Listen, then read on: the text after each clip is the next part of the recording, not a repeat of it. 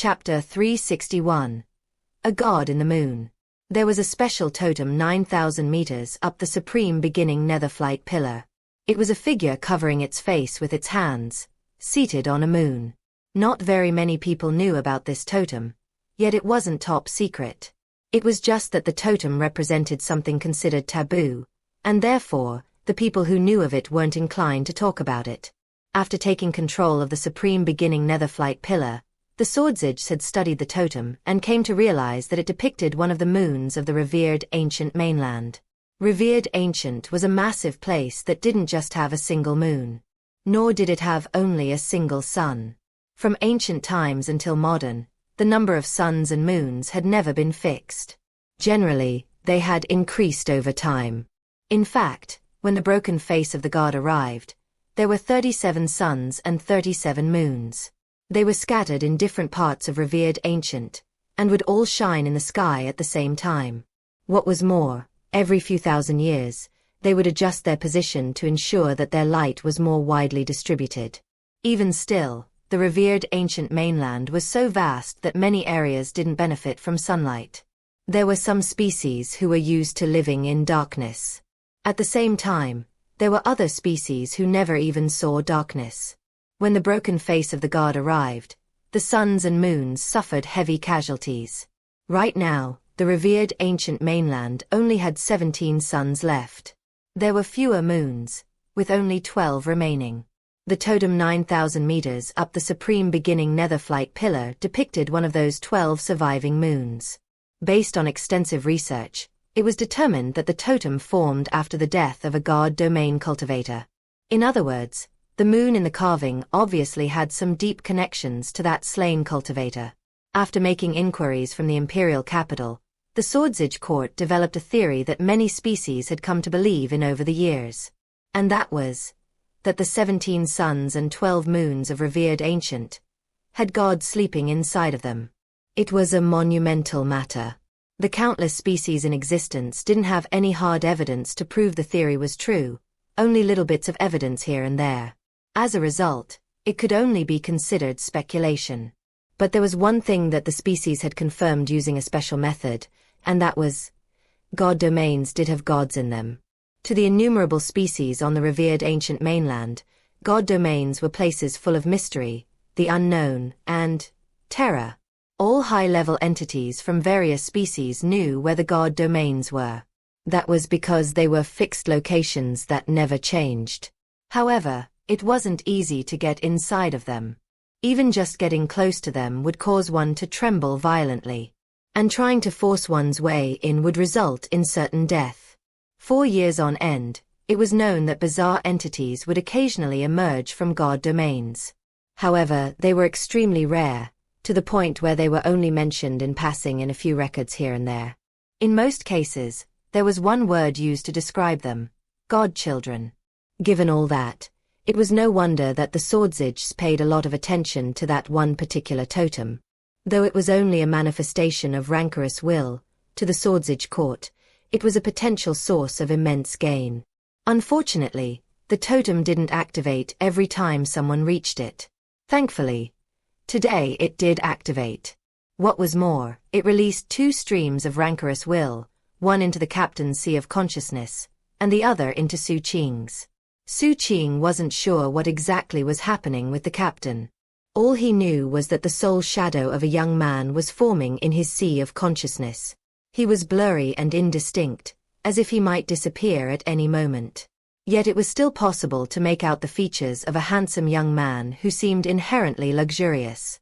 In fact, he seemed flawless to the point where he wasn't real. He seemed bewitching.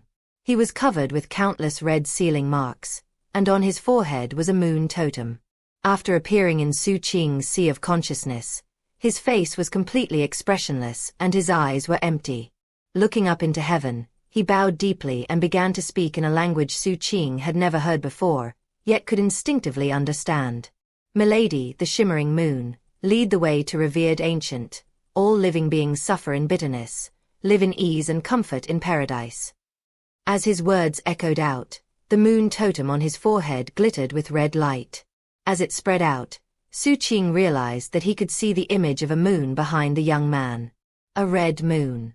As it floated in his sea of consciousness, it shone down, casting everything in crimson.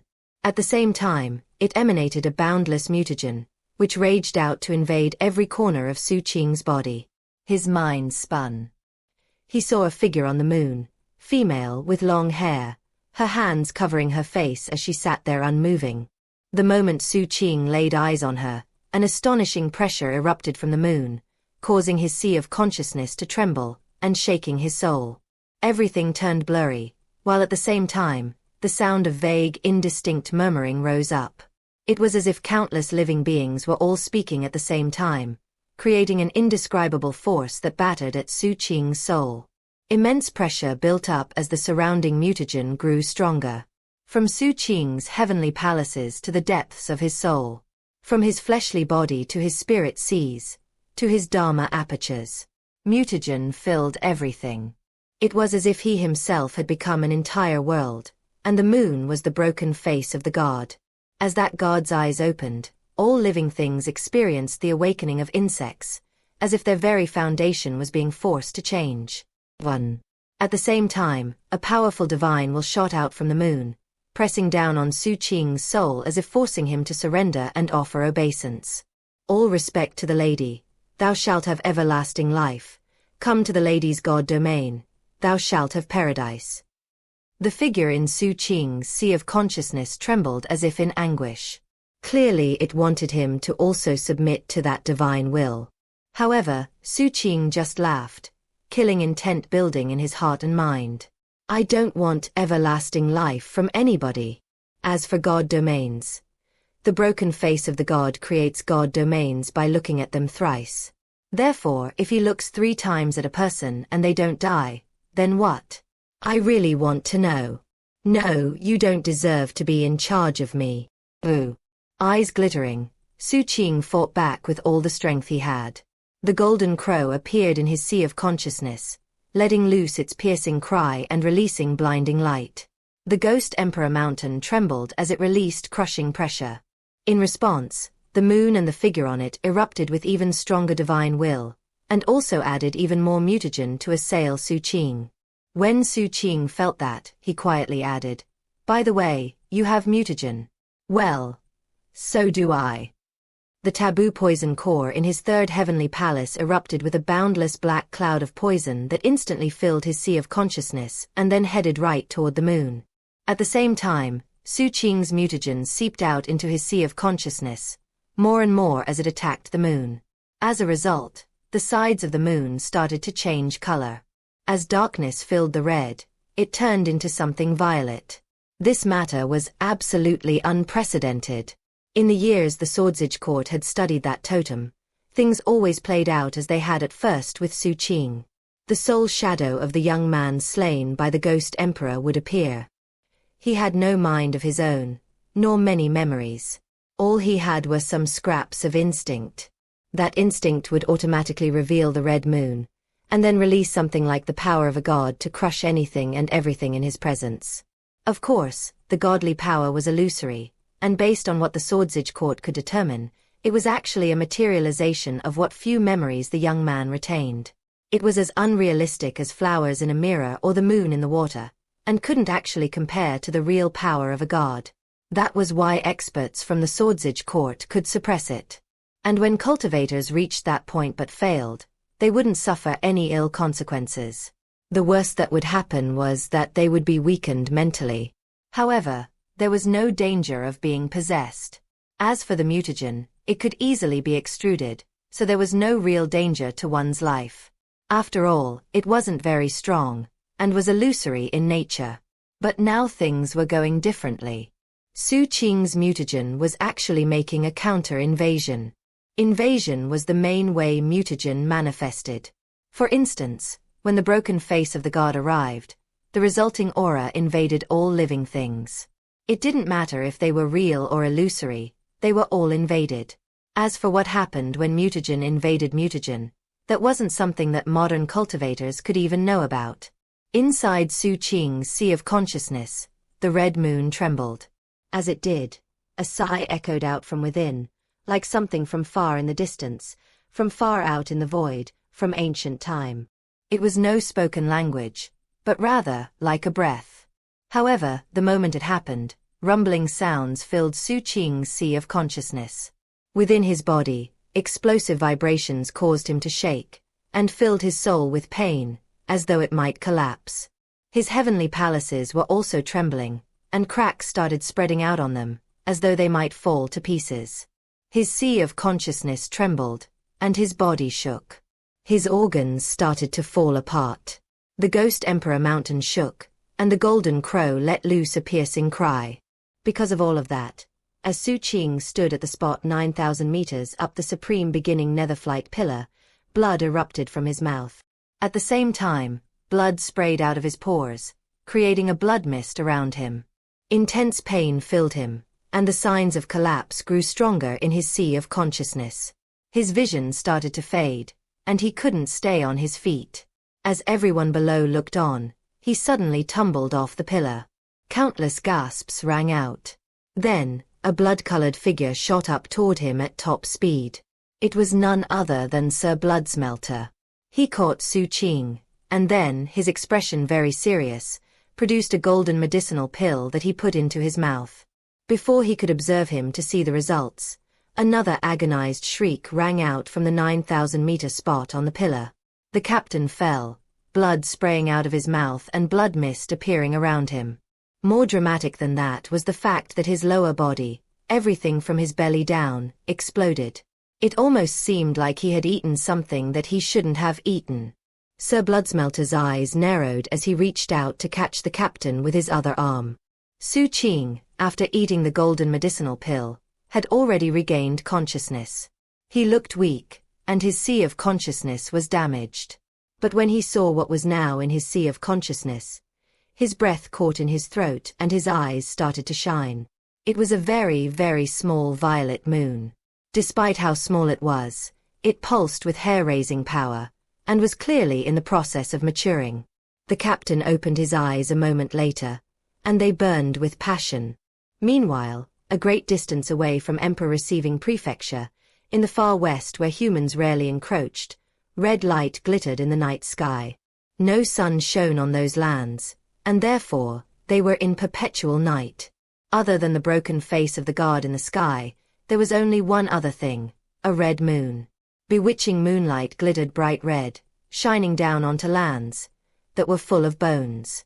They were scraped dry by the wind, and they filled the landscape as far as the eye could see. There were all sorts of species represented, heaped into piles. If you started digging down, it was hard to say how long it would take before you reached soil. No one knew how long ago these non-humans had died. Maybe 1,000 years in the past. Maybe longer ago than that. But before death, all had been covering their faces. All of a sudden, a whisper rang out from the red moon in the sky. 2 of my godly breaths vanished. I can replenish them. 4 years, that's the way it's been. I shouldn't wake up just because of something like this, should I? Wait, hold on. Someone stole some of my god source? Who was it? Along with the voice came a surge of mutagen in the lands below, causing everything to twist and distort. 1. Don't forget the first volume of the novel was called Awakening of Insects, and the effects of the broken face of the god were likened to that specific solar term. See backhand index pointing left. 2. In the narrative, gods, including the broken face, are almost always referred to with the divine pronoun, which I convey with that special diacritical mark, for instance her, him, they, etc. In this passage, Xu Qing does not use the divine pronoun. He almost certainly knows of its existence and how to use it, as the legend of the Golden Crow features that same divine pronoun, see backhand index pointing left. Ker 1. Chapter 362. Who was it? Oh, it was you. In the northern tundra in Emperor Receiving Prefecture, next to the supreme beginning netherflight pillar, Sir Bloodsmelter was about to take away Xu Qing and the captain. Before he could, the pillar suddenly erupted with over 100 beams of light that shot right toward him. The suddenness of it provoked numerous gasps from the crowd below. Sir Bloodsmelter reacted quickly. Flicking his sleeve, he gathered the beams of light before they could even arrive, then turned and flew away. With Xu Qing and the captain falling one after the other, the competition over ranking was on the verge of ending. Although the others climbing the pillar could continue struggling, there was no way any of them would take first place. The most likely contender was Xianxia, who was currently just past 8,700 meters. Her teeth gritted as she slowly moved up. As for the elders from the Swordsage court who had been watching the proceedings, their eyes all glittered as they watched Sir Bloodsmelter take Xu Qing and Chen Erniu away. Those two little punks must have both taken a bit of the totem's aura. We've done a lot of research into that totem's aura over the years, and it's very mysterious. Unfortunately, it's never been possible to absorb it, only use it externally. It's something they definitely can't control. In accordance with our rules and systems, we can send someone to just take the aura back, and compensate them with military credits. That said, if they don't agree, there's no need to force them. While the elders put forth a resolution regarding the matter, Xianxia eventually stopped at 8,790 meters. That was her personal limit, and she couldn't go any farther. If she tried, she might succeed, but it could destabilize her foundation. And besides, there was no way she would ever make it to 9,000 meters. To Xianxia's regret, she had to release her grip and drop down. With Xianxia's run ended, it seemed to signal the end of the competition. However, only half of the 6-hour time limit had passed. And that was when someone walked out of the supreme beginning netherflight pillar. He was tall and handsome, his expression calm as his long blue robe swirled around him like flowing water. His eyes were especially noteworthy, as they glittered brightly. What was more, there were magical symbols in his pupils. As he walked along, the air around him twisted and distorted as if in response to some technique he cultivated. In fact, it made it seem like he was piercing through space itself. It was something rarely seen among gold core cultivators. His arrival on the scene attracted immediate attention. Many people inhaled sharply, and looks of reverence could be seen on faces everywhere as people stepped aside to make a path for him. He was the Tao child from the Supreme Arbiter Immortal Society, Xianxia. His face was tranquil as he strolled forward. He didn't like being in the presence of bugs, so he hadn't been interested in climbing the pillar with Xu Qing and the others. He waited until everyone gave up before he arrived. As everyone looked on, he reached the pillar and started moving up. He took one step, a leap that propelled him seemingly without stop all the way to 3,000 meters. The eyes of the onlookers glowed, but there was no chatter or cheering. It was as if everyone had expected that he would do something like that. After all, he was the top disciple in this generation among humans in Emperor-receiving prefecture. Meanwhile, the Swordsage elders turned their attention to him. This Xianxia isn't bad at all. You might as well consider him a quasi-Swordsage. His sect grandfather is none other than Daoist South Arbiter, who is one of the 4 honor guards in the county's Swordsage palace. Though his rank is technically the same as our own, the fact that he works at the palace means that we have to address him as exalted whenever we see him. I heard a rumor that Daoist South Arbiter asked Xianxia if he wanted to skip the selection process. But the kid refused and said he wanted to participate. He wanted to become a Swordsage the normal way. Only afterward would he take advantage of his sect grandfather's authority to bolster his standings among us Swordsages. That just shows how confident he is. There are only 3 spots available, but in his mind, he already has one of them. There are more outstanding individuals this time than expected. We'll have to wait and see who those 3 spots go to. As the Swordsage elders discussed the matter, Xianxia didn't slow down at all. From the 3,000-meter spot, he ascended to 5,100 meters.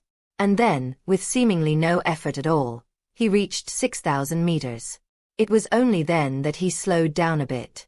However, all he did was pause for a moment. Then he kept moving at top speed. 6,600 meters. 7,200 meters. 7,800 meters. If you looked very closely, you would see that he was actually panting a bit. After all, The attacks of rancorous will at that height were very intense. But then an umbrella suddenly appeared, covering him with dazzling white light. It was his life lamp. It was different from Xu Qing's 2 umbrellas, which were black and 7-colored respectively. This umbrella was pure white, and it gave off a holy sensation as it burned with white flames. It looked almost like an inverted mountain, bursting with divine, holy sensations. It was a white mountain holy flame lamp. Massive amounts of white fire surrounded the mountain, flowing along it, burning the air that was near it. And beneath it, Xianxia was also surrounded by white fire. It emanated a white glow that created a perfect contrast to his blue robe. He seemed extraordinarily handsome, and his calm eyes abounded with a divine and holy look. What was more, a piercing cry rang out from behind him. The air behind him shattered as a huge white dragon emerged from within him, then circled around him. It had 2 long dragon whiskers which undulated on either side of him. The smaller whiskers growing on its neck also rippled in the wind. It made Xianxia seem like he was an otherworldly immortal that even an azure dragon would yield to. Looking down at the ground, he thought, those bugs from before don't deserve to stand higher than me. Now they can watch as I crush their records. With that, he moved again, effortlessly going higher and higher. 8,100 meters. 8,400 meters. 8,700 meters. Passing the spot where Xianxia had been forced to give up, he reached 9,000 meters. His intention was to keep moving, but just like before, the bizarre moon totem released a flash of light. The third. A tremor passed through Xianxia. Far from Emperor receiving prefecture in the distant west of revered ancient, in a land of endless night where a red moon hung in the sky, a vague, indistinct voice rang out. Who stole some god source from? Huh? Oh, it was you. The moment that voice spoke, Xianxia, who was 9,000 meters up the supreme beginning nether flight pillar, suddenly experienced a change in facial expression. Now, he looked completely astonished. The calm in his eyes vanished, to be replaced with horror. Disbelief and utter incredulity swept through him as he sensed an indescribable, shocking power inundating him. It was like a god had descended, bursting with rage and extermination. It was so sudden that he was like a bug beneath the finger of a giant, incapable of fighting back. Incomparably weak. A blood-curdling scream escaped his lips, along with a mouthful of blood. Popping sounds rang out of him as blood sprayed from his pores. His life lamp umbrella dimmed as if it might be extinguished. The white dragon behind him let loose an agonized shriek as half of it exploded, staining the rest of it bright red with blood. Xianxia experienced the same thing. His legs exploded, while the rest of his body, including his arms and torso, became a mass of mangled gore. As the effects of eradication spread, despair appeared on his face, as well as deep confusion. He really had no idea what was happening. It was all too sudden. A figure shot out from the Supreme Arbiter Immortal Society, and at the same time, several of the Swordsage elders took action. The elders weren't showing partiality. Though Xu Qing and Chen Erniu had been seriously hurt, it obviously hadn't been so serious, and didn't border on being fatal. But for some reason, it seemed that Xianxia was about to be wiped out of existence. They couldn't just stand idly by while a chosen died in that manner. In the blink of an eye, the figure from the Supreme Arbiter Immortal Society arrived. Including the Swordsage elders, that made a total of 4 void-returning cultivators who had arrived to save Xianxia. The person from the Supreme Arbiter Immortal Society was an old man.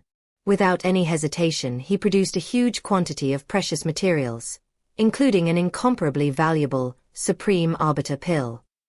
That pill had previously been intended for Xianxia to use during a critical breakthrough moment. But there wasn't time to worry about that now.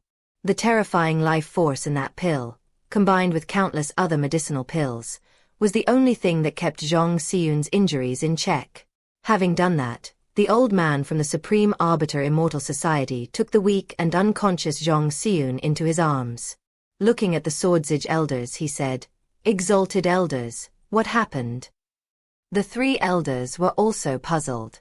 Looking at the totem on the supreme beginning netherflight pillar, they smiled wryly and shook their heads. "We'll look into it right away."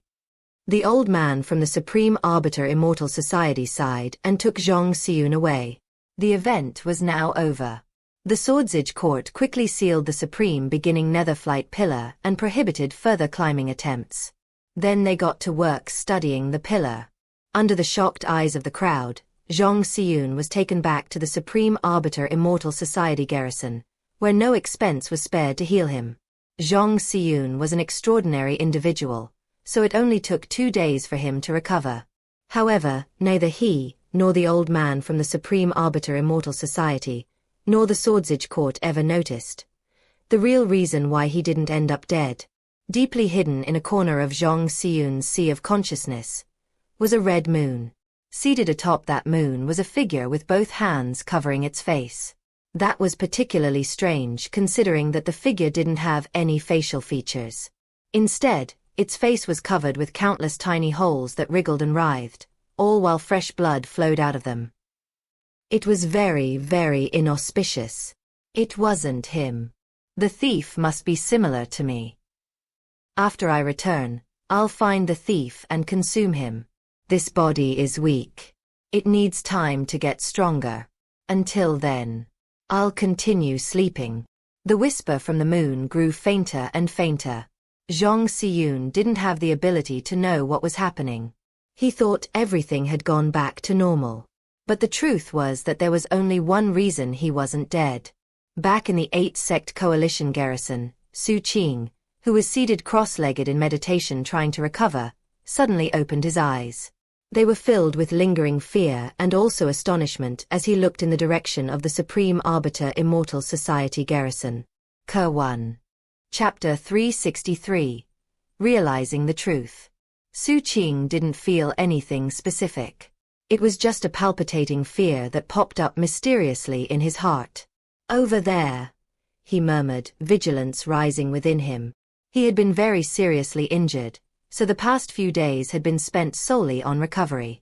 He was now mostly better, so he took out a transmission jade slip and sent a message to find out what had gone on recently, especially as it related to the Supreme Arbiter Immortal Society.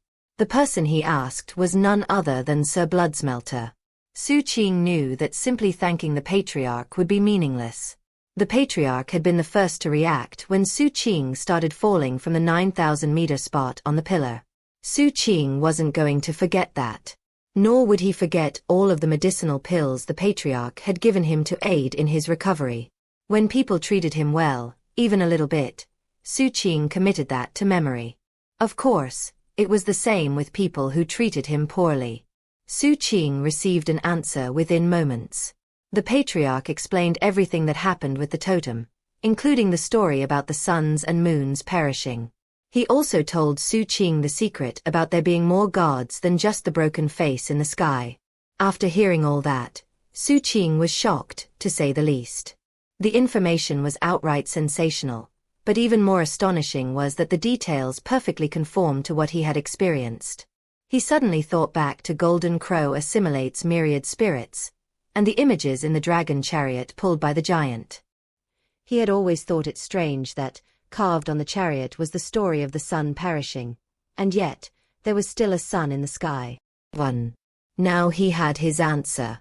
The young man who'd once sat in that dragon chariot was one of the fallen suns. The Patriarch said that the totem on the supreme beginning netherflight pillar depicts one of the surviving 12 moons of the revered ancient. It lies in the extreme west of the mainland, incomparably far from here.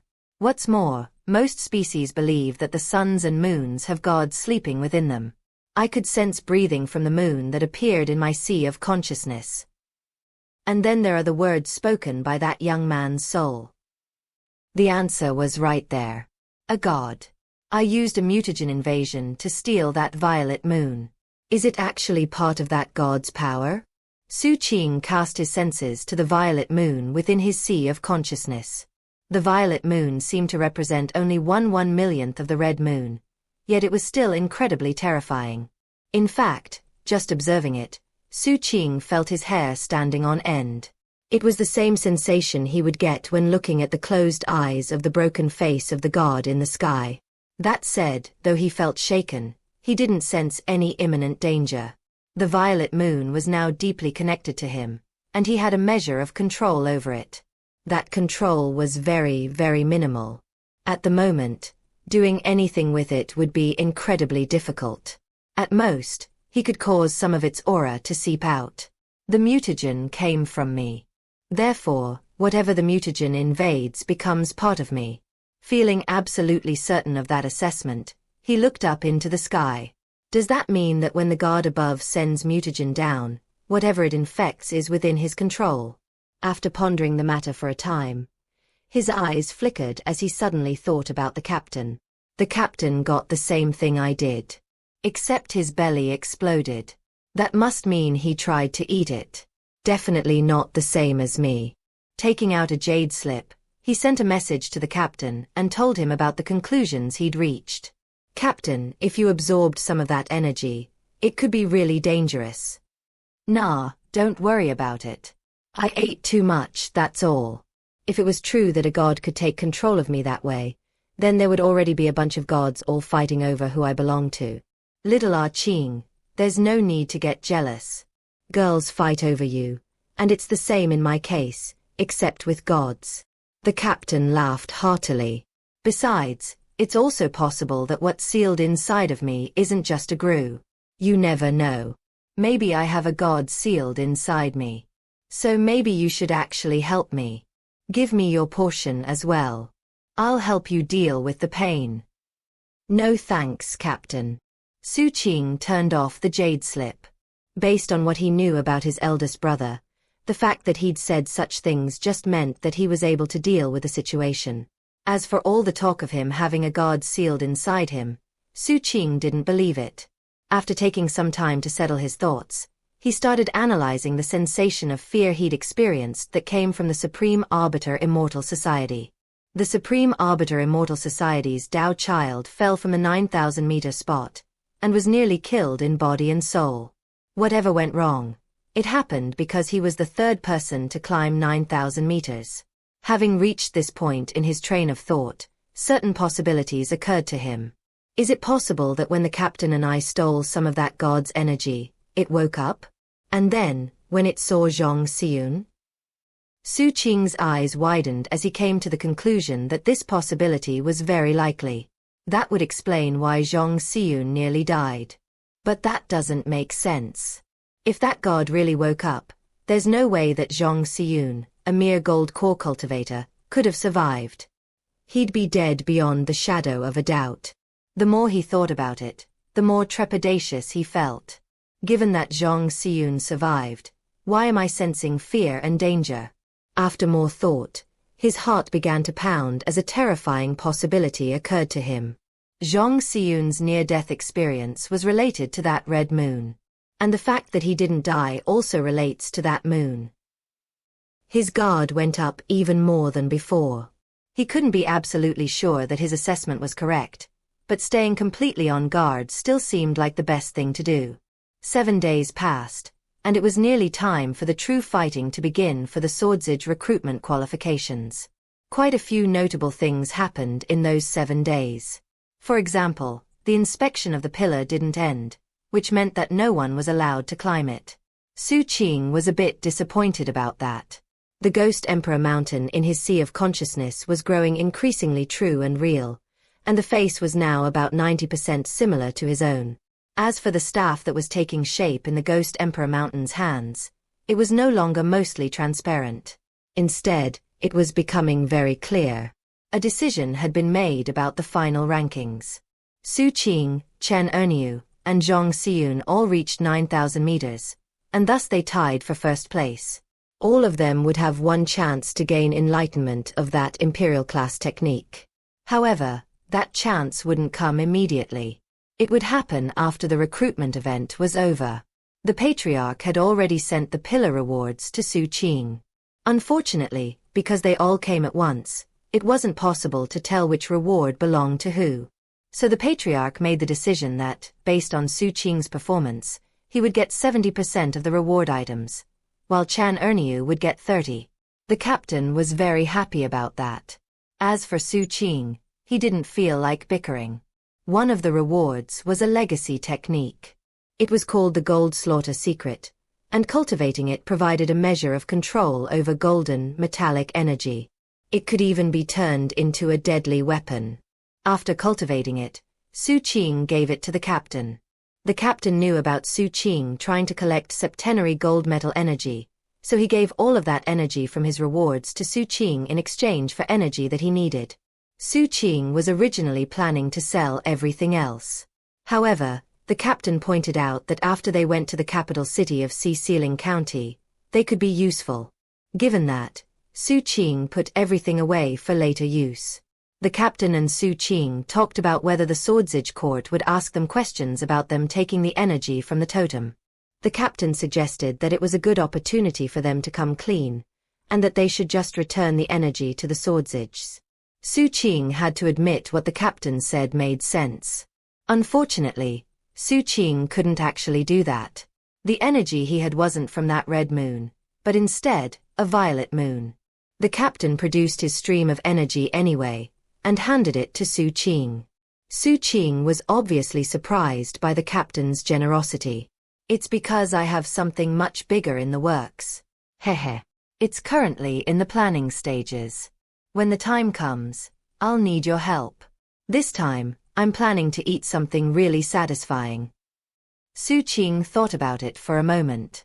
As of now, he had enough of the septenary gold metal energy to completely transform the iron skewer into a spirit weapon. When the process was done, Patriarch Golden Vajra Warrior would be able to enter it again. It only took a moment. The black iron skewer instantly grew mightier. Then, when combined with the red tribulation lightning from the Patriarch, it had the killing power of 3 heavenly palaces. Xu Qing hefted it and looked very pleased. The shadow didn't look happy to be playing second fiddle, yet didn't have any options at hand. All it could do was send Xu Qing emotional fluctuations via divine will, emphasizing that it would be obedient. It also expressed that it was both terrified and hopeful regarding the violet moon. Xu Qing felt a bit sorry for the shadow, so he let it get closer to the moon.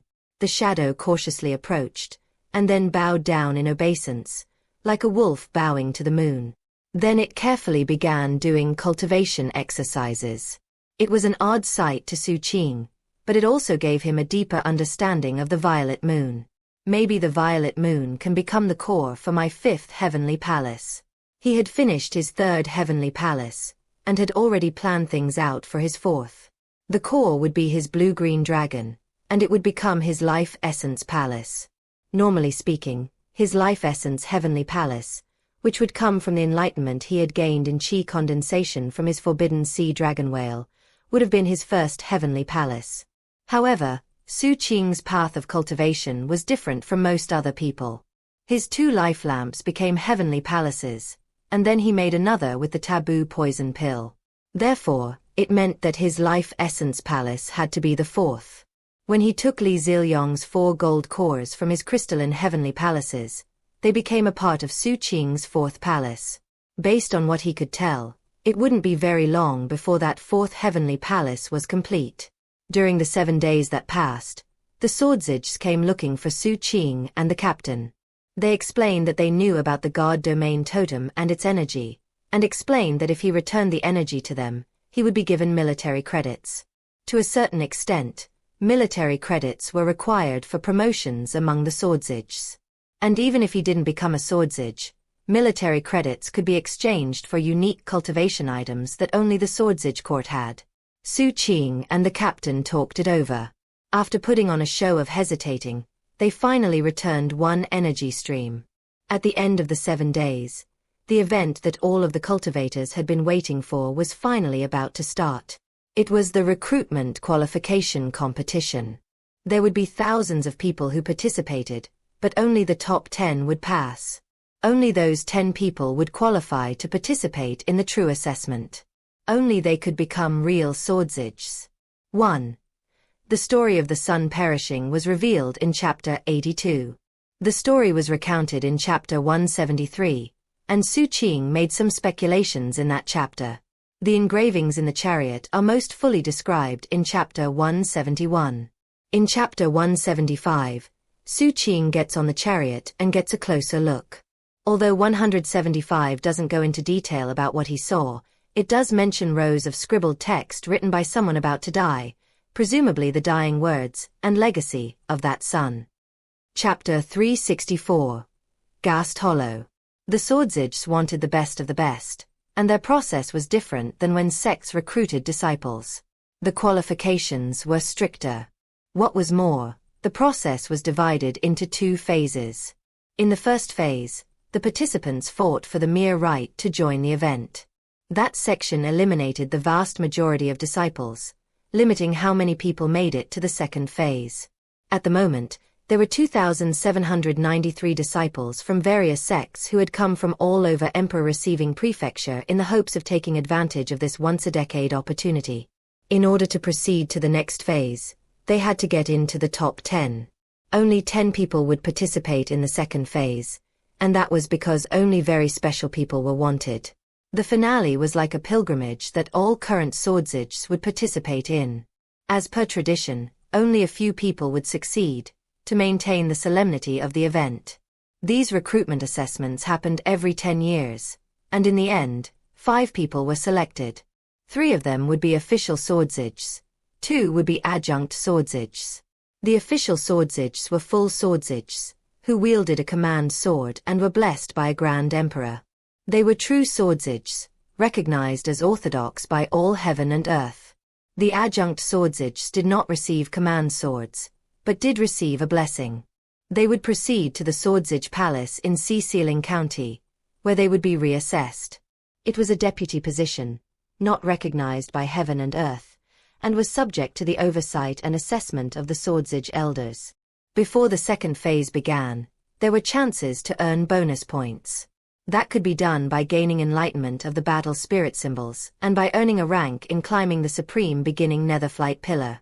The sky was deep blue, with scattered white clouds. The afternoon sun shone down onto the lands, filling them with brightness. Light shone from the sky above, and then reflected off the icy snow on the ground. The juxtaposition made everything seem cold. The wind blew from the north, scattering snowflakes everywhere, and chilling the crowds of people present. The thrum of a sword echoed out from the Swordsage court atop the pillar, a summons to the 2,793 sect disciples and rogue cultivators who had gathered in Netherflight City. Xu Qing and the captain were there, standing together and looking up into the dome of heaven. Xu Qing's expression was calm, while the captain's was one of keen anticipation. Xu Qing wasn't surprised at all that the captain qualified to participate. After all, he had long been preparing for this event. What Xu Qing was particularly interested in was the Supreme Arbiter Immortal Society Dao Child Zhong Xiyun, who was a short distance away. "You're keeping an eye on him," the captain said. Xu Qing looked at the captain and nodded. The captain chuckled. "You sense it too?" Xu Qing's eyes narrowed and he was about to ask the captain some questions when the thrum of a sword once again rang out from above. 3 figures appeared, descending from the top of the supreme beginning netherflight pillar. 2 were old men, 1 was middle-aged. They all wore government uniforms, and were so majestic it seemed like heaven and earth shook in response to their presence. They were somber beyond compare. The 2 old men each had 1,000 Dao lineaments in their eyes, and as for the middle-aged cultivator, he was even more terrifying. Countless projections swirled behind him, one after another, seemingly connected to the dome of heaven. And it seemed like his gaze could transform everything he looked at. As the pressure from him weighed down on the cultivators below, their expressions became that of reverence. Then a voice reached the 2,793 cultivators, crashing like thunder.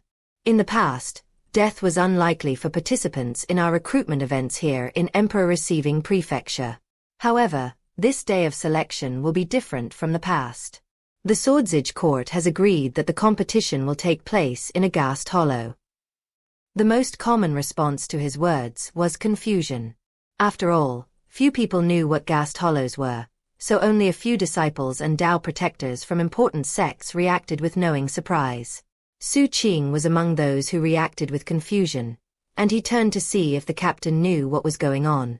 The captain's pupils constricted in response to the words. Then he noticed Xu Qing looking at him, and he pointed down at the ground. Xu Qing thought about it for a moment. The majestic voice paused briefly, then continued speaking. Perhaps some of you have heard about ghast hollows, presumably, though most have not.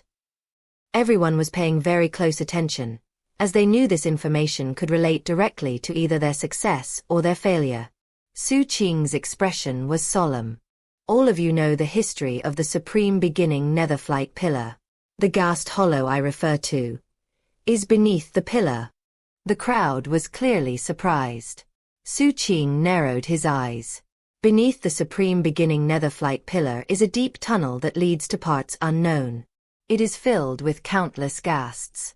Take note, grus and ghasts are not the same thing. The man looked the crowd over and then continued. Grus are illusory. Ghasts are corporeal. Grus are vicious and sinister. Ghasts are brutal and tyrannical. 1. There are many ghast hollows in the revered ancient mainland. They are all mysterious and dangerous places. However, as long as you don't delve too deeply into them, you can keep the danger from getting out of control. The supreme beginning netherflight pillar is suppressing this particular ghast hollow, and it has been for countless years. Xu Qing looked at the spot where the pillar entered the ground, and thought back to the stories the captain had told about the pillar being a weapon thrown into this spot by the Ghost Emperor for a specific reason. Apparently the reason was to suppress the ghast hollow. But why did the Ghost Emperor do that? Is there something in the ghast hollow that the Ghost Emperor wanted to suppress? Xu Qing wasn't sure of the answer to that question, but he had the feeling the Swordsage court knew. Looking just as majestic and dignified as before, the middle-aged man in the government uniform continued. The portion of the supreme beginning netherflight pillar that rests directly atop the ghast hollow has, over the years, been corroded by the energy of the hollow. As a result, cracks have started to spread through it. The damage has become particularly bad in recent years, to the point where fragments of the supreme beginning netherflight pillar have fallen into the ghast hollow. Some have fallen to the very bottom, but others have stuck into the walls of the tunnel. Swordsages have been going in to collect the pieces and return them to the supreme beginning netherflight pillar. Now it's your turn to participate in the effort. You have 3 days to collect as many pieces as possible. The 10 people who collect the most will advance to the second phase of the assessment. Everyone had serious expressions as they listened to all the details. Furthermore, I would like to remind everyone that ghast hollows contain deadly danger. This is your last chance to back out. Assuming you go forward, you'll be given a special teleportation jade slip. If you encounter a deadly situation, you can use it to teleport to safety. That said, there's no guarantee the teleportation talisman will work, as unexpected situations can always arise. As the words left his mouth, a host of jade slips appeared which flew out to hover in front of all the participants. There was no way that weak-hearted people would participate in an event like this to become a Swordsage, so it was no surprise that not a single person backed out. They all took the teleportation jade slips. Some people had questions. Exalted One, what happens if 2 people get the same number of fragments? How do you pick between the 2? Voice Cool, the middle-aged cultivator replied. The rank they achieved climbing the supreme beginning netherflight pillar will be the determining factor. Finally, I need to warn you that the rules of the Swordsage court still apply in the ghast hollow. Fighting is permitted, but no killing. And now, let the Swordsage recruitment event begin. The supreme beginning netherflight pillar shone with blinding light, and then it began to tremble. After that, it shrank down slightly and then rose up, revealing the part that was normally underground. Now, everyone could see that the portion of the pillar that was normally hidden actually had a mottled and damaged surface. It looked severely corroded. In fact, it was so badly damaged it could be considered in disastrous condition. As the pillar rose, it revealed a gaping hole, out of which emanated vile black mist, along with inhuman howls. Those howls seemed full of mourning and grief, and at the same time, unending bitterness and madness. It was like, They were howls drifting up from the netherworld of the Yellow Springs. Everyone looked surprised, and some candidates even seemed hesitant about proceeding. "What are you waiting for? Get in there." The middle-aged cultivator's voice boomed like thunder. In response, the sect disciples and rogue cultivators gritted their teeth and shot into the gaping hole. Red-garbed Xianxia was among them, and was in the first group to make it inside.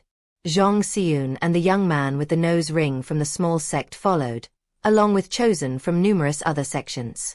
Xu Qing and the captain also followed. It only took a moment for about 90% of the cultivators to enter. As the remainder stood there hesitantly, an intense rumbling sound echoed out as the supreme beginning netherflight pillar dropped back down and once again expanded to its normal size. The tunnel was now blocked again. The black mist vanished, and the anguished howls faded into nothing. Everything went back to normal. Inside the tunnel, everything was pitch black. Once inside, Xu Qing moved to the side to find the hard-packed dirt wall. Then, keeping his guard up, he looked around. It was a bizarre place, as not even focusing one's cultivation base on the eyes would make everything visible.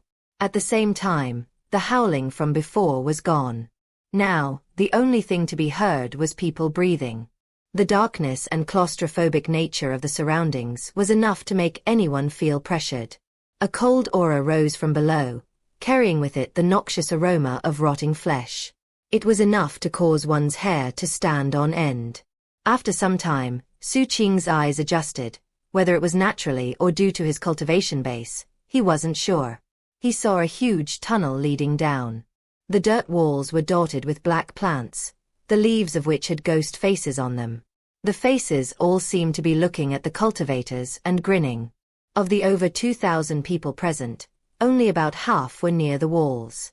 The other half were already dropping down into the tunnel. Xu Qing's eyes narrowed.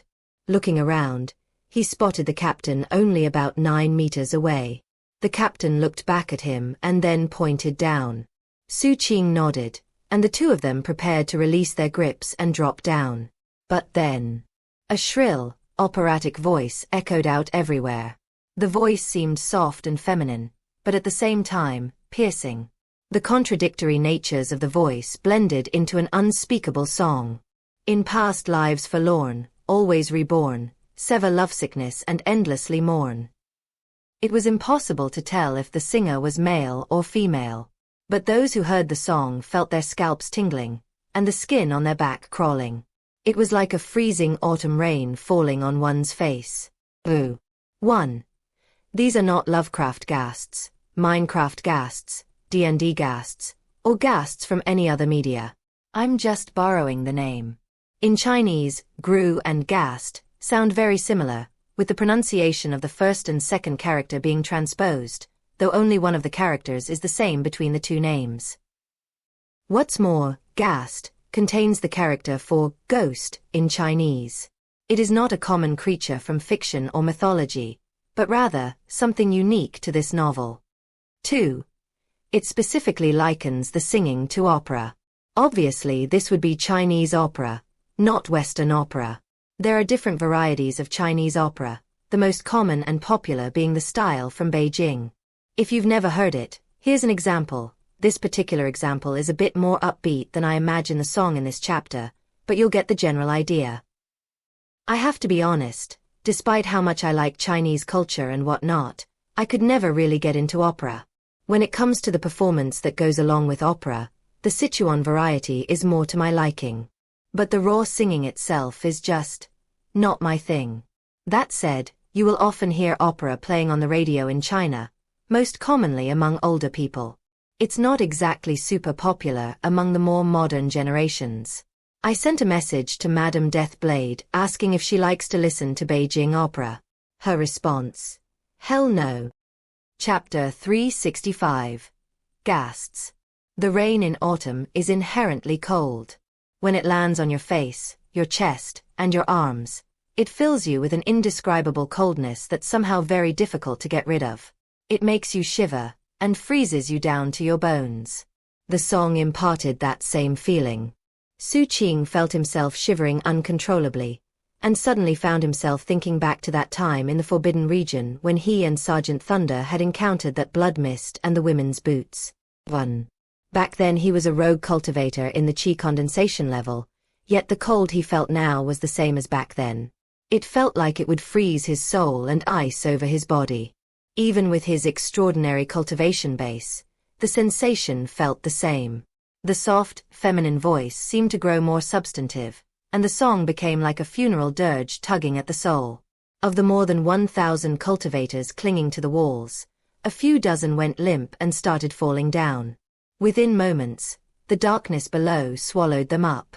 Those who remained were shaken, and couldn't stop the horror and amazement from showing on their faces. And that was because the voice seemed to be profoundly tremulous. Every word sung seemed to contain infinite trembling, as though the singer was full of fear and foreboding. Almost as if the song were being sung to a dead person. As the song echoed about in the massive pit-like tunnel, not even blocking one's ears could prevent one from hearing it. It filled the listeners' souls, becoming pure mutagen that flourished in their hearts.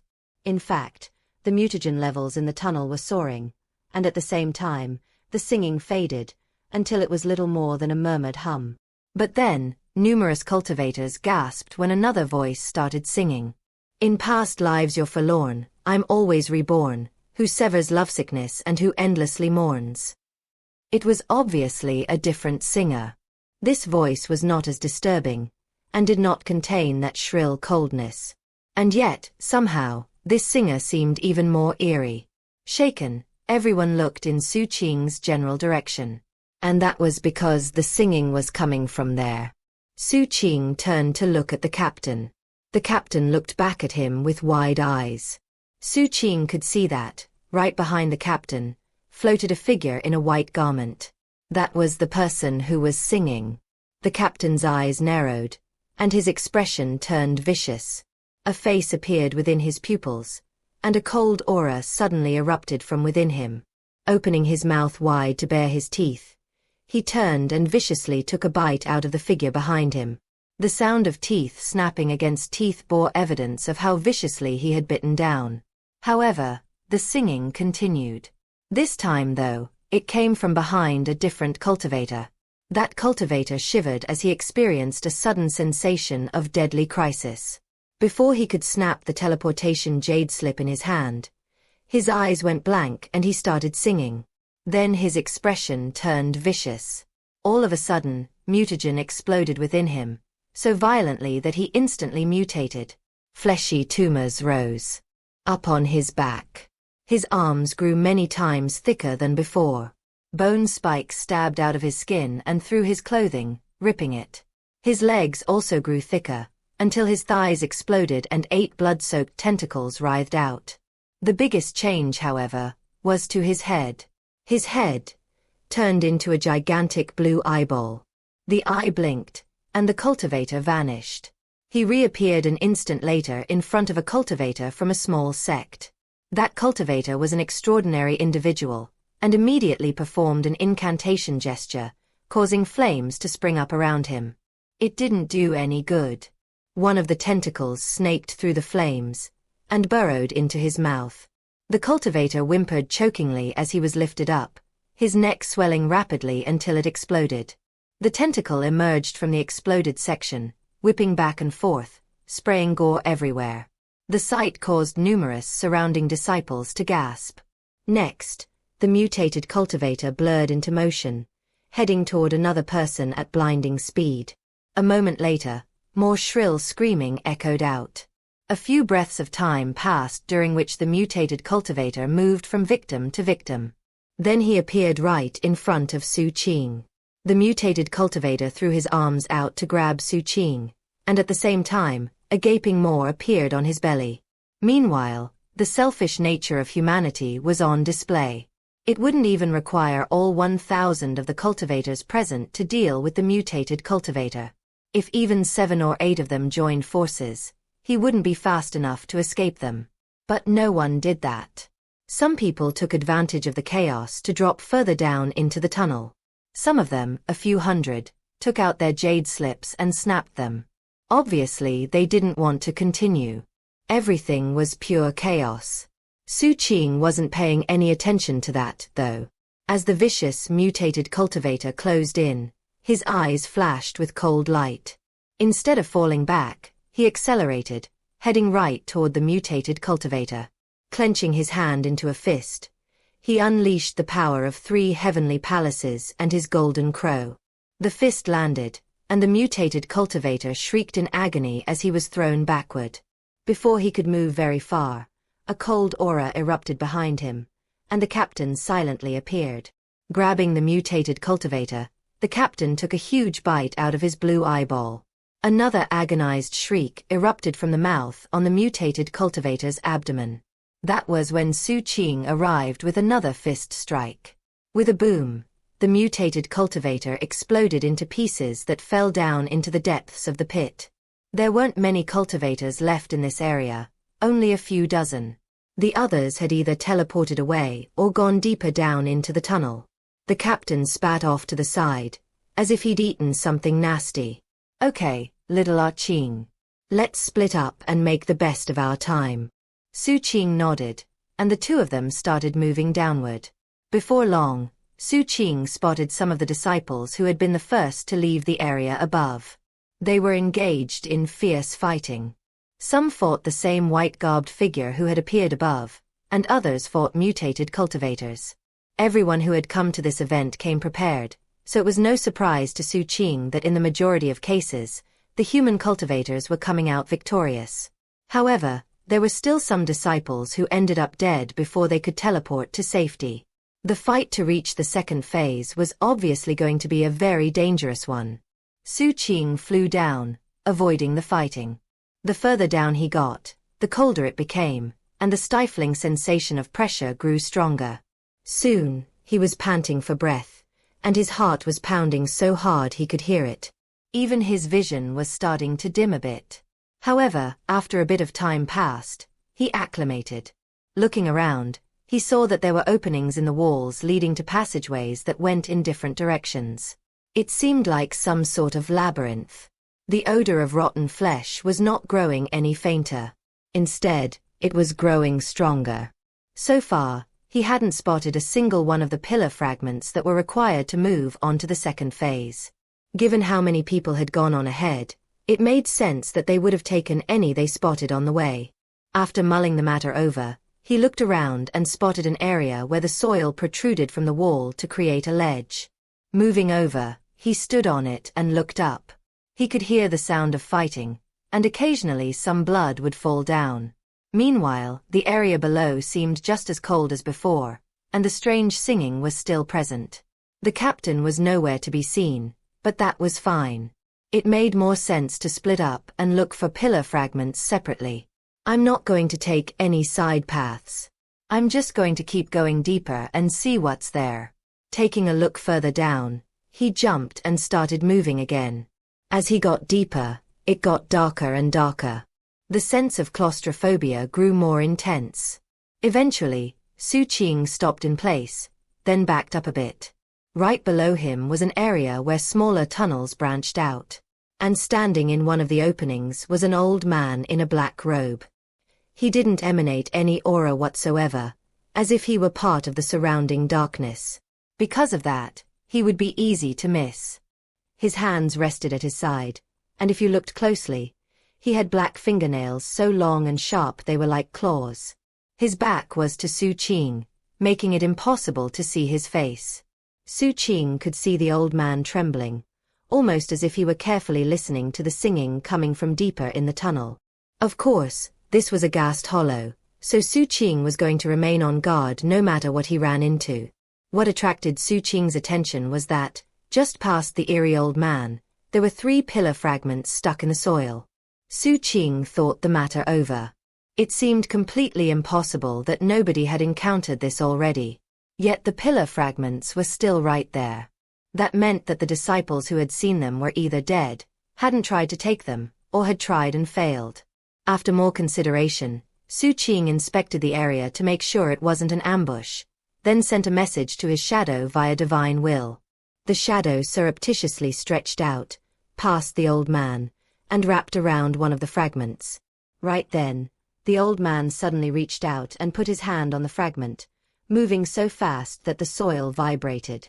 Then he looked expressionlessly over his shoulder and right into Xu Qing's eyes. He looked like a zombie.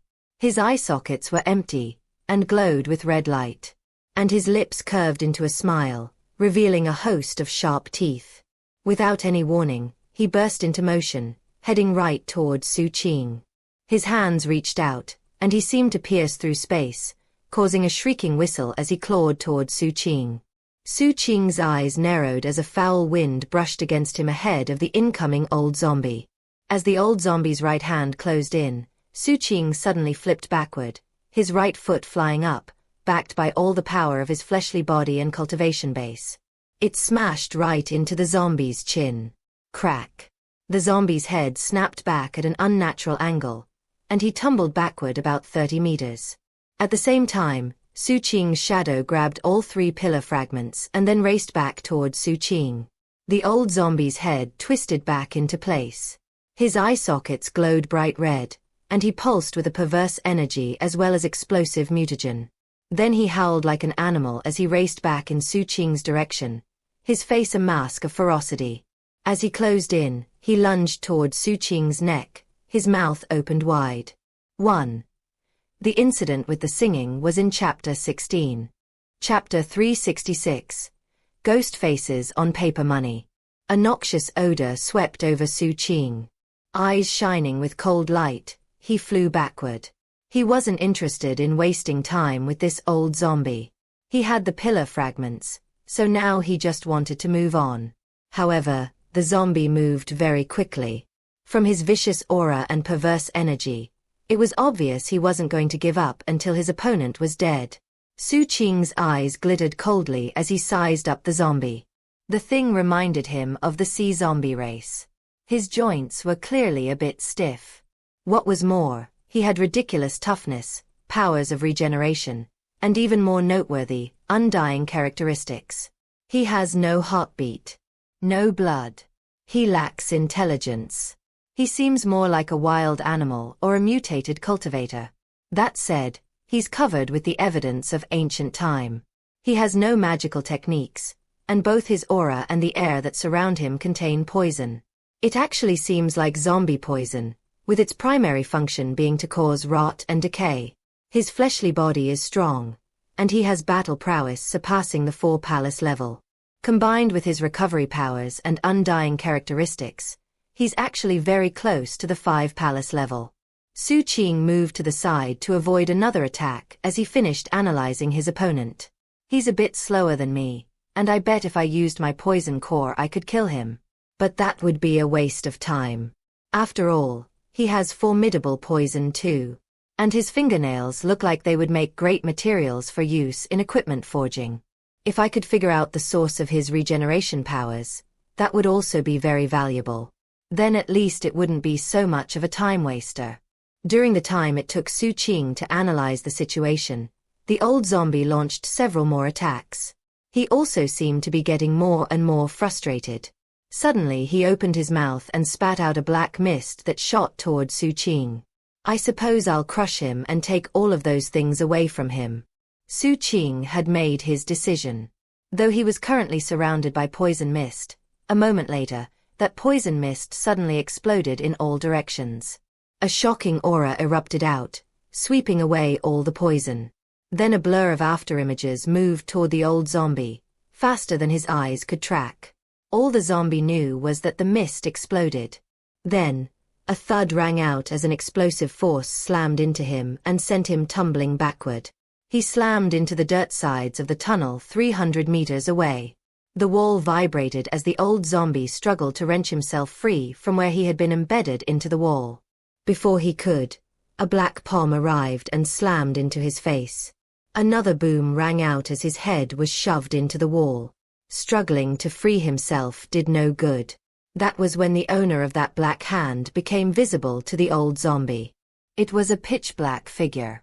Its clothes, its skin, everything about it was as dark as night. However, that darkness was currently converging onto the forehead of the figure, where it became an eye. Then the figure's facial features became clear. It was none other than Xu Qing. When using the Shadow Fusion secret magic, Xu Qing lost his magical techniques, but gained the ultimate body cultivation powers.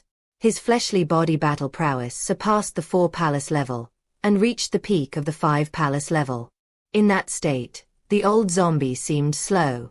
Xu Qing expressionlessly lifted his right hand, grabbed one of the old zombie's fingers, and snapped off the black nail. After a moment of thought, he put the nail up to the zombie's neck and moved it slowly down as if looking for something, then stabbed it into his heart. There, he found a fist-sized conglomeration of black mist. It was a powerful convergence of zombie poison.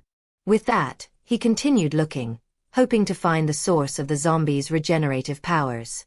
However, after losing that black mist, the zombie trembled and started melting into a black liquid that dripped down into the tunnel below. Seeing that, Xu Qing let the eye on his forehead spread out to cover him again. Then it transformed into a coffin, out of which he stepped. I guess this black mist isn't just poison. It must also be the source of that zombie's strange powers. After some thought, he put the fingernail and the mist away, then continued on his way. Things got even darker, and the noxious odor became stronger. It also got intensely cold. There was no sound other than the singing. It seemed resentful, despairing, empty, and mournful. As the sound assailed Xu Qing, he felt increasingly out of sorts. He just couldn't get the sound out of his ears. Eventually he stopped on an outcropping and looked down into the darkness. Just how deep does it go? After thinking about it, he continued going down. About an hour later, his pupils suddenly constricted. A few dozen meters down, he saw some corpses hovering in the middle of the air. Dozens of them. One of them was the cultivator from the small sect that Xu Qing had passed while climbing the pillar. It wasn't the one who had attacked him, but rather the one from the Church of Departure. Among the other cultivators, Xu Qing saw disciples from both the 8-sect coalition and the Supreme Arbiter Immortal Society. All had died here, and bizarrely, all of them had yellow pieces of paper ritual money stuck to their faces. Beneath the paper, their faces were green and twisted ferociously, as though they had experienced intense pain before dying. Some had teleportation jade slips in their hands, but obviously had been too slow to activate them. Stuck into the surrounding dirt walls were a host of glittering pillar fragments. Xu Qing could only imagine how many fragments existed within the corpses' bags of holding. All in all, these were among the first people to start moving down after the trial began. However, Xu Qing didn't do anything rash. For one thing, he was worried that this could be a trap. In addition to that, he noticed that there were strips of yellow paper money fluttering about in the air around the corpses. They flew back and forth almost like butterflies, drifting in the wind that was present in the tunnel. As Xu Qing studied the scene, some of the yellow money suddenly stopped in place, then slowly turned, revealing ghost faces on them, all of them looking at Xu Qing.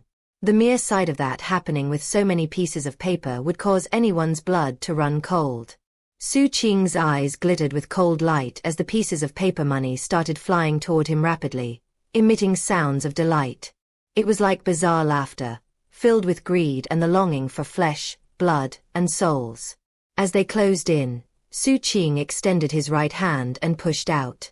3-palace power erupted, and the golden crow appeared behind him. The crow let loose a piercing cry, then spread its wings, causing flames to sweep out in all directions. The paper money was swept away from Xu Qing. However, the bizarre laughter didn't go away. If anything, it grew clearer.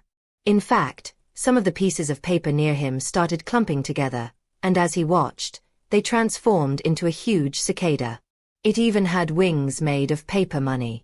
The cicada spread those wings and started flying. A buzz filled the air, and at the same time, the laughter turned into speech. "Hey you! Are you hungry? Want to eat me?"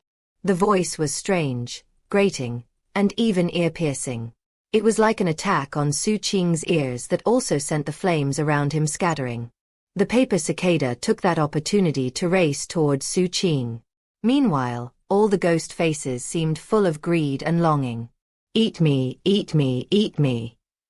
The words overlapped on each other, echoing out into a painful buzz that pierced Xu Qing's mind.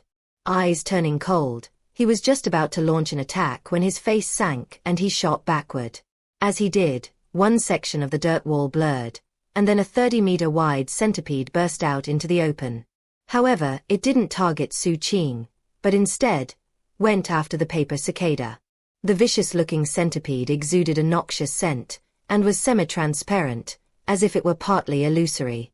It moved with incredible speed, snapping up the cicada with its mandibles and then landing on the opposite wall.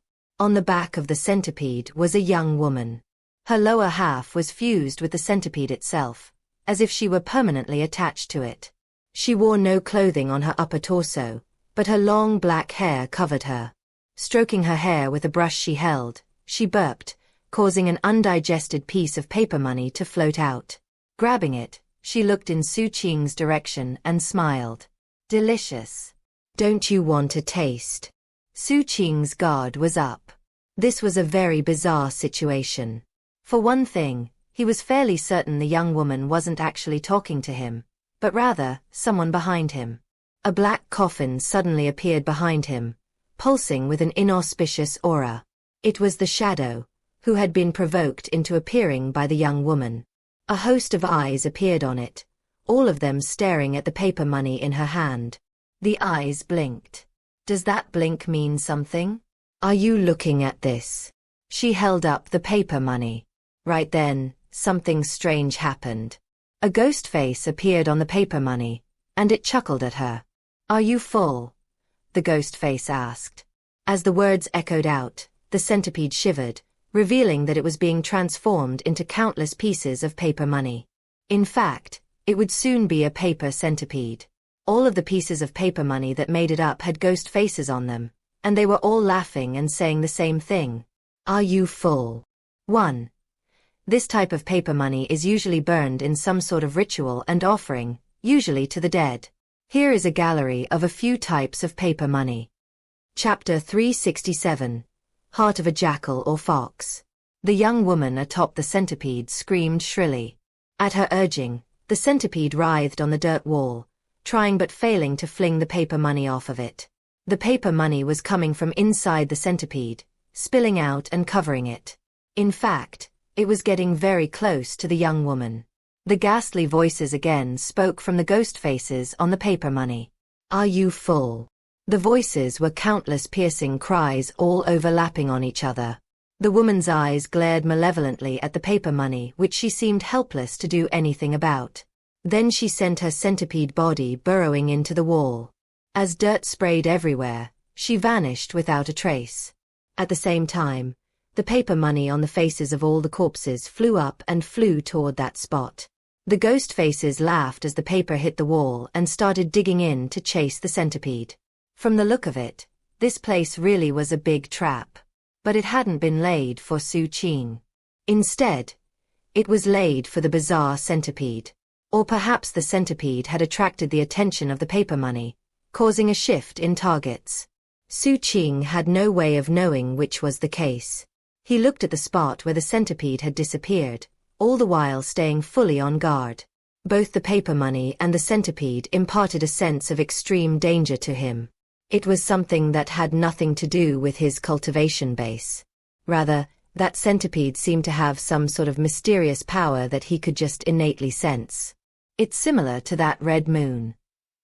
I think my taboo poison core could probably kill that centipede, and maybe the violet moon too. That said, he didn't want to reveal his major secrets here. Keeping his guard up, he cautiously approached the corpses and took all the pillar fragments and bags of holding he could find. Continuing to move down the tunnel, he opened the bags of holding one by one to find more pillar fragments. In fact, there were over 100 in total. Putting them all together in his own bag of holding, he continued downward. At this depth, the noxious stench grew even more intense, and the singing became clearer. Both the frigid cold and the mutagen were more intense than ever. At the same time, he found more pillar fragments. He took every one he saw. In that manner, time passed. An entire day went by. During that time, Xu Qing spotted more corpses, most of them rotting so badly it was hard to tell if they were even trial participants. All of them were being slowly devoured by ravenous, ghostly figures. None of those corpses had bags of holding. Xu Qing's caution grew, to the point where he slowed down a bit as he descended. He encountered quite a few ghasts. He saw a giant made of mounds of raw flesh, with a huge opening on its belly that consumed and vomited dirt. He saw a plant growing out of the wall that looked like a giant eye, which stared at him. He also spotted dancers in stunning dresses that looked like immortal fairies. They floated out from the mud walls, twirling and spinning. At first, they seemed beautiful, but then he realized they had no faces. Most ordinary people would be struck with fear so badly their legs would go weak and they would flee. The darkness, the claustrophobia, the stench, along with the ghasts and the singing, would cause one's soul to tremble and one's hair to stand on end. Xu Qing wasn't doing so badly. He had seen a lot of horror in his life, including things more terrifying than this. As the second day slipped by, Xu Qing got deeper and deeper. He now had over 200 pillar fragments, which was definitely quite a lot. He was starting to wonder if he should stop going down, when all of a sudden, his shadow turned into a coffin of its own volition. All of its eyes were open, and it was staring at the nearby wall.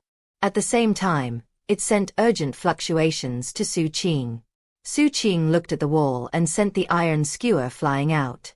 The skewer shot forth and stabbed into the wall, excavating a large hole. Eventually, a young woman on a centipede was revealed, gasping for breath. Her centipede body was now completely made of paper, and looked severely shriveled, as though its inner aspects had been sucked out, leaving only a husk behind. It was the same with the young woman's human torso, from her eyes down. And her eyes looked empty, as though she were just waiting to pass away into nothing. Xu Qing took a look, then turned to leave. Except, then he sensed pleading fluctuations from the shadow. "You want to save her?" Xu Qing asked in amazement. It was his first time sensing any emotional fluctuations like this from the shadow. Aura. Familiar. Want. After thinking the matter over, Xu Qing nodded. "I can try. Worst case scenario I fail, and she still dies." The coffin form shadow shook back and forth. Xu Qing eyed it curiously, but had long since grown used to the way Patriarch Golden Vajra Warrior had skewed the shadow's communication ability. He approached the centipede in the dirt wall.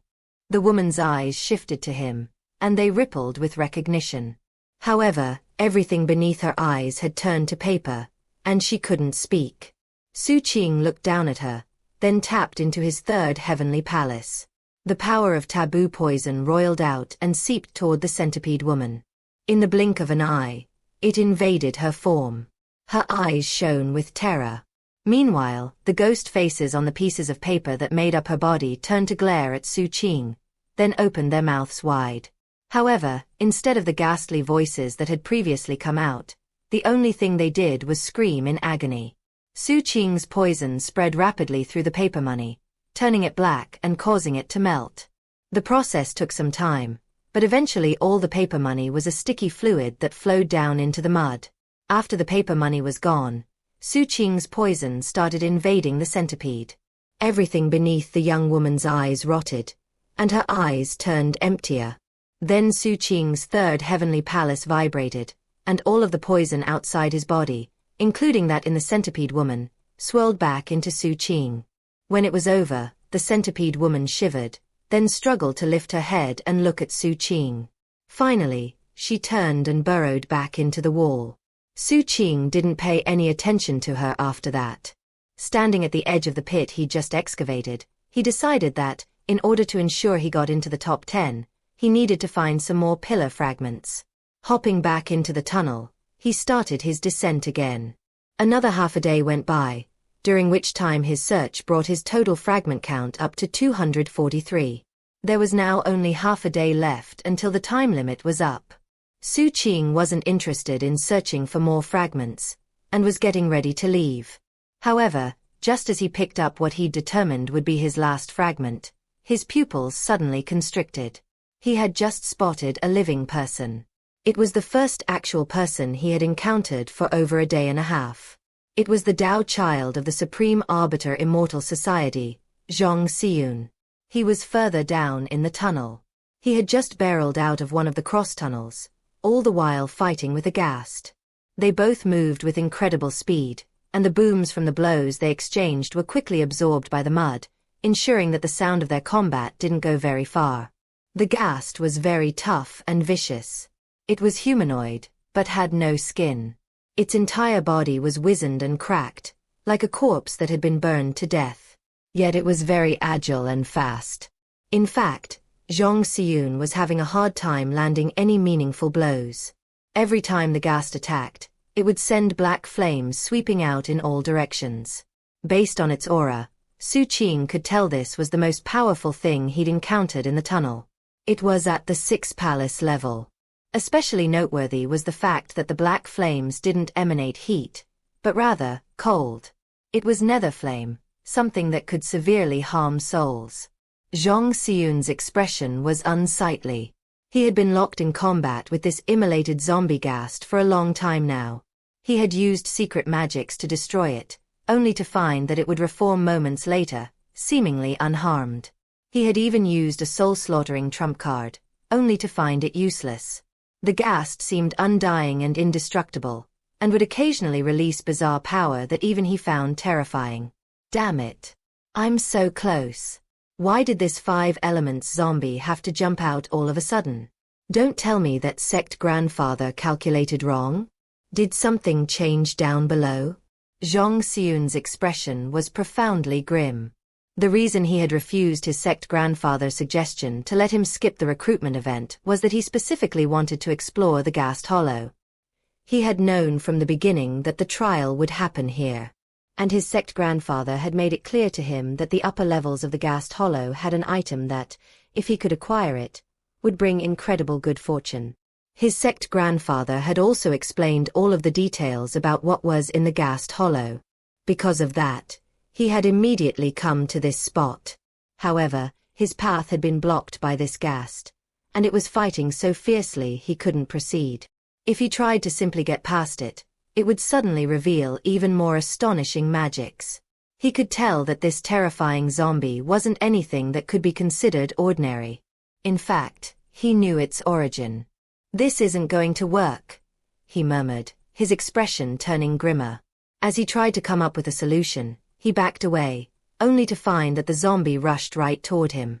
His eyes glittered, and he was about to release another attack when he noticed Xu Qing, who had just arrived. There was only about 600 meters between the two of them. Though the surroundings were dark, they could both see each other, and even caught each other's eyes. Xu Qing's eyebrows shot up. Looking into the depths of the tunnel beyond, he backed up a bit. He had no interest in getting involved in this fight, and instead decided to just leave. "It's you," Xianxia said, his eyes shining with strange light. Without any hesitation, and even ignoring the incoming zombie, he quickly performed an incantation gesture with both hands. His entire body then rippled, and spatial fluctuations rolled out of him in all directions.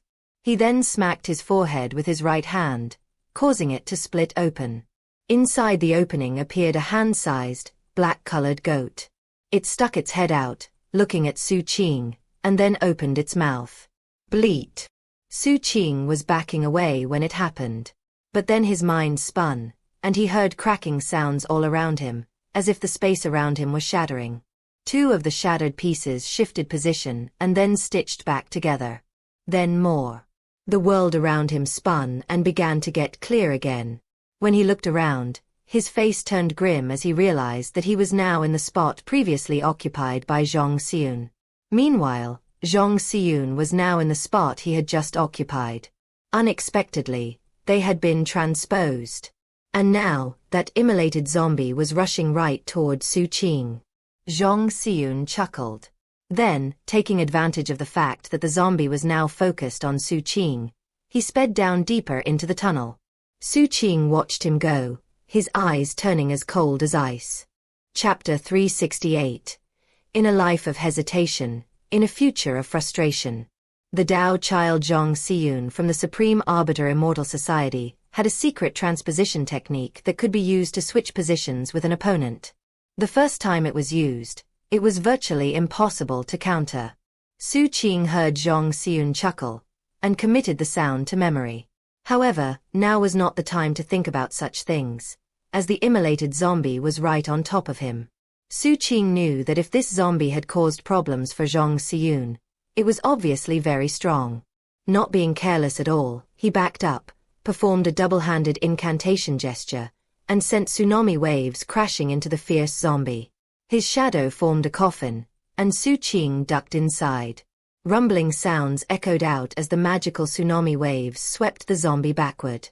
Meanwhile, Xu Qing finished fusing with his shadow, causing him to turn pitch black. Eyes glittering with incisive light, he chose not to attack. Instead, he backed away again. He was much faster than before, considering his fleshly body was now comparable to the peak of the 5 palace level. As he backed up, he launched a fist strike. At almost the exact same instant that the fist landed, the magically formed tsunami waters exploded, and the burning zombie shot out. It moved so quickly Xu Qing had a hard time tracking its motion. It was a blur that sped through the spray of water to arrive right in front of him. A piercing shriek reached Xu Qing's ears as the zombie met his fist strike with its own fist. A tremor passed through Xu Qing as immense force hit him. Even with his current fleshly body power, he couldn't match up to this level of strength. Rumbling sounds filled him as he staggered backward until he slammed into the muddy wall. That's definitely 6 palace battle prowess.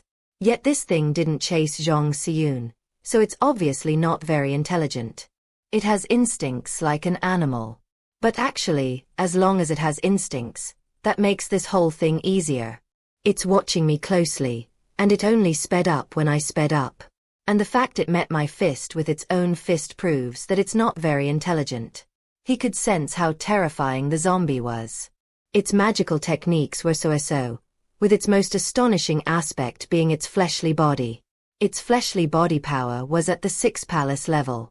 When Xu Qing fused with his shadow, he could reach the peak of the 5 palace level in terms of fleshly body power, but not even that was enough to fight back. He couldn't track his opponent's movements, and wasn't as strong as it. However, the surroundings limited the advantages of speed, as they were confined by the walls of the tunnel. As long as he kept his opponent attacking him straight on, Xu Qing had ways to negate the speed advantage. That was why he wasn't trying to dodge out of the way. That would open him up to attacks from all sides. Instead, he backed straight up until he slammed into the wall. That meant that behind him was nothing but the wall. The wall was also to his left and right, and the only open space was right in front of him. Meanwhile, the taboo poison core in his 3rd palace was vibrating rapidly as poison emerged from it to gather in front of him. As Xu Qing slammed into the wall, the zombie howled. Red flames erupted around it, turning into a host of mouths that lunged toward Xu Qing. Xu Qing couldn't evade, as he was stuck in the wall. Therefore, he just shrank in on himself like a hedgehog. Flames went wild, and the zombie's aura swept everywhere. It became a streak of afterimage as it shot forward, launching another fist strike right at Xu Qing in the wall. A boom rang out, and Xu Qing's face went ashen. The wall behind him crumbled as he was shoved deeper in. However, the zombie also backed up, and instead of pure madness in its eyes, there was, for the first time, a trace of dread. And that was because its right arm was rotting.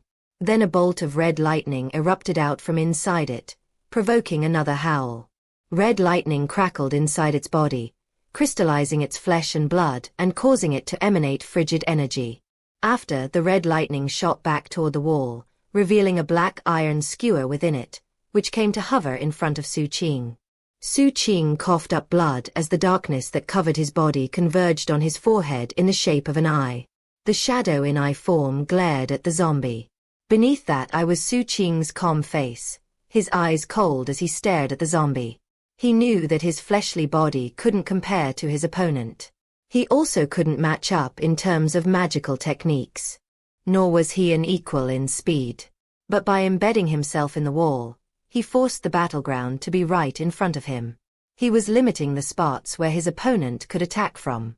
That was because he could tell that this immolated zombie didn't have the same level of intelligence as a cultivator. In other words, it had no way to create complicated battle strategies. What was more, Xu Qing's taboo poison core vastly surpassed his fleshly body in terms of being a trump card. It ensured that every time his opponent attacked him, they would get poisoned. Then all he had to do was buy time and wait for the poison to take effect. The tunnel went silent as the zombie glared at Xu Qing, its expression a mix of irritation and fear as its right arm continued to rot away.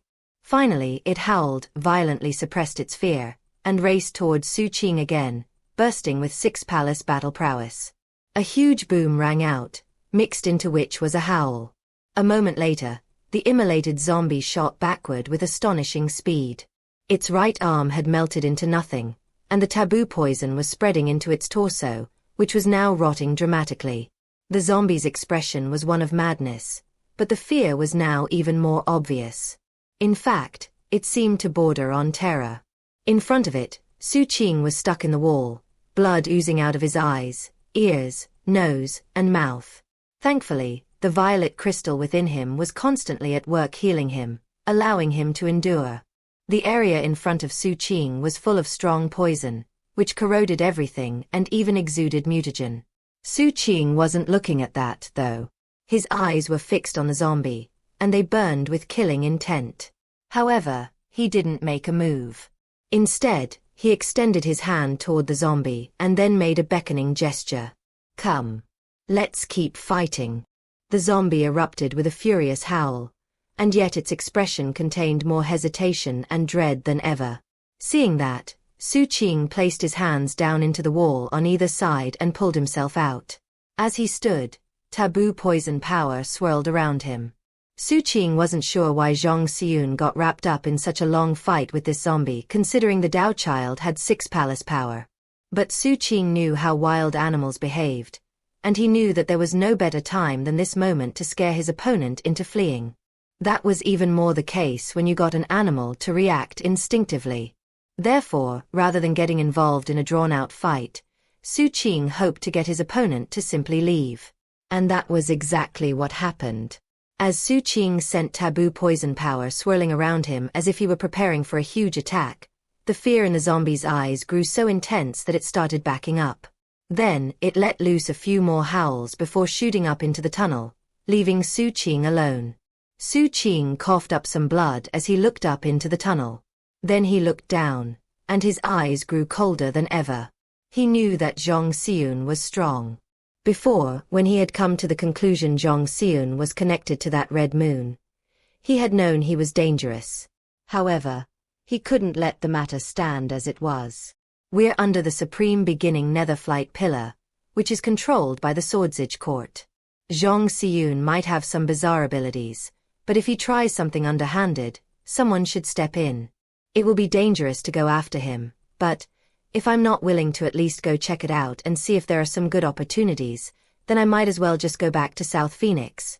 The time limit for this phase was rapidly approaching, therefore, Xu Qing's eyes shone with determination as he sped down through the tunnel as fast as he could. Along the way, he tapped into his taboo poison core and surrounded himself with poison. If nothing else, it might keep away things like that immolated zombie. As he descended, he once again caught sight of some paper money. There were numerous pieces floating about. Upon spotting them, Xu Qing decided to climb down the wall itself. Time passed. It was now only about an hour until time was up. At this point, most disciples chose to activate their jade slips and teleport away. There were few cultivators left. And when it came to the depths of the tunnel, there were only 2, Xianxia and Xu Qing. There was more and more paper money, and the noxious stench grew stronger. It was cold, and the mutagen was more abundant. The singing was clearer than ever. After enough time had passed for an incense stick to burn, Xu Qing lurched to a halt. Remaining motionless on the wall, he narrowed his eyes, concealed his presence, and looked to a spot about 300 meters down. There he saw a very strange building. It was a log cabin. It looked very dilapidated, as if it had existed for countless years of time, to the point where the wood was starting to decay. The structure was pentagonal, and each corner had a gray iron chain attached to it that stretched out to the wall of the tunnel. Actually, the chains were suspending the cabin in midair. There was a faint red light shining out from the cabin window, seemingly cast by a lamp. Through the window of the cabin, and also through the various decayed parts of the walls, Sue could see a person inside. It was a woman wearing a red opera costume. She sat at the window, her fair hand extended as she tossed out paper money. The paper money scattered, caught up in a cold wind as it flowed outward and upward. In addition to the paper money and the hand with skin as fair as jade, Xu Qing saw a red lamp inside the window. 1. Obviously, this was the source of the paper money he'd seen. As for that hand, the moment he laid eyes on it, his heart filled with dread. Then he looked more closely at the lamp, and his heart flip-flopped. That oil lamp was none other than a life lamp. The singing that he had been hearing this whole time came from within that log cabin, and it echoed out into the claustrophobic darkness more clearly than ever. In a life of hesitation, in a future of frustration, who is it that waits for me in reincarnation? The voice was beautiful, sinister, and as cold as ice. It was impossible to say who the song was being sung for. Perhaps it was Xu Qing. Perhaps it was Xianxia. Or perhaps it was for some other entity that lurked deeper in the darkness of the tunnel. 1. There are obviously a variety of costumes associated with Chinese opera. But there is something distinctive about an opera costume. If you watched the opera video from a few chapters ago, you probably saw some. Here's a picture example. Chapter 369. The Third God. The singing accompanied the fluttering paper money as it swirled around the log cabin. The song was intensely mournful and the surroundings were bizarre. It seemed as if some ceremony or rite was underway, something that had been going on for an indeterminable period of time. In Xu Qing's eyes, the pentagonal log cabin almost seemed to be some sort of altar. That was because, on the corners of the pentagonal cabin, where the chains connected, sat 3 terrifying zombies. The first zombie was dripping wet and so severely decayed that it was impossible to tell if it was male or female. It faced the log cabin, a tattered black robe draped over its frame, making it seem like it had been ravaged by time. The fluids of death which dripped down it seemed to contain some unimaginable power that preserved an image of the moment in which the zombie died. Despite how much time had passed, it was obvious. It was a drowned zombie. The second zombie also wore a tattered black robe, and was also facing the cabin. Its hands were at its own abdomen, and were in the middle of ripping apart its own belly, revealing the abdominal cavity beneath. There were no organs inside. It had been emptied out, although there was still something within the cavity, not quite visible. That was because, in life, this zombie had apparently seen something that prompted it to bend over in prostration. It was a dissected zombie. The third zombie was a little different from the other 2. It had a red vine wrapped around its waist, the thorns of which pierced its belly. The vine continued upward to wrap around its throat. The ends of the vine were held in the zombie's hands, as if it had tied the vine around itself and pulled it tight to end its own life. It was a strangled zombie. 1. All 3 zombies were bizarre through and through, and they were why Xu Qing got the impression this was some sort of rite or ceremony. On the cabin's 4th corner, there was no zombie. Instead, there was an unmarked gravestone.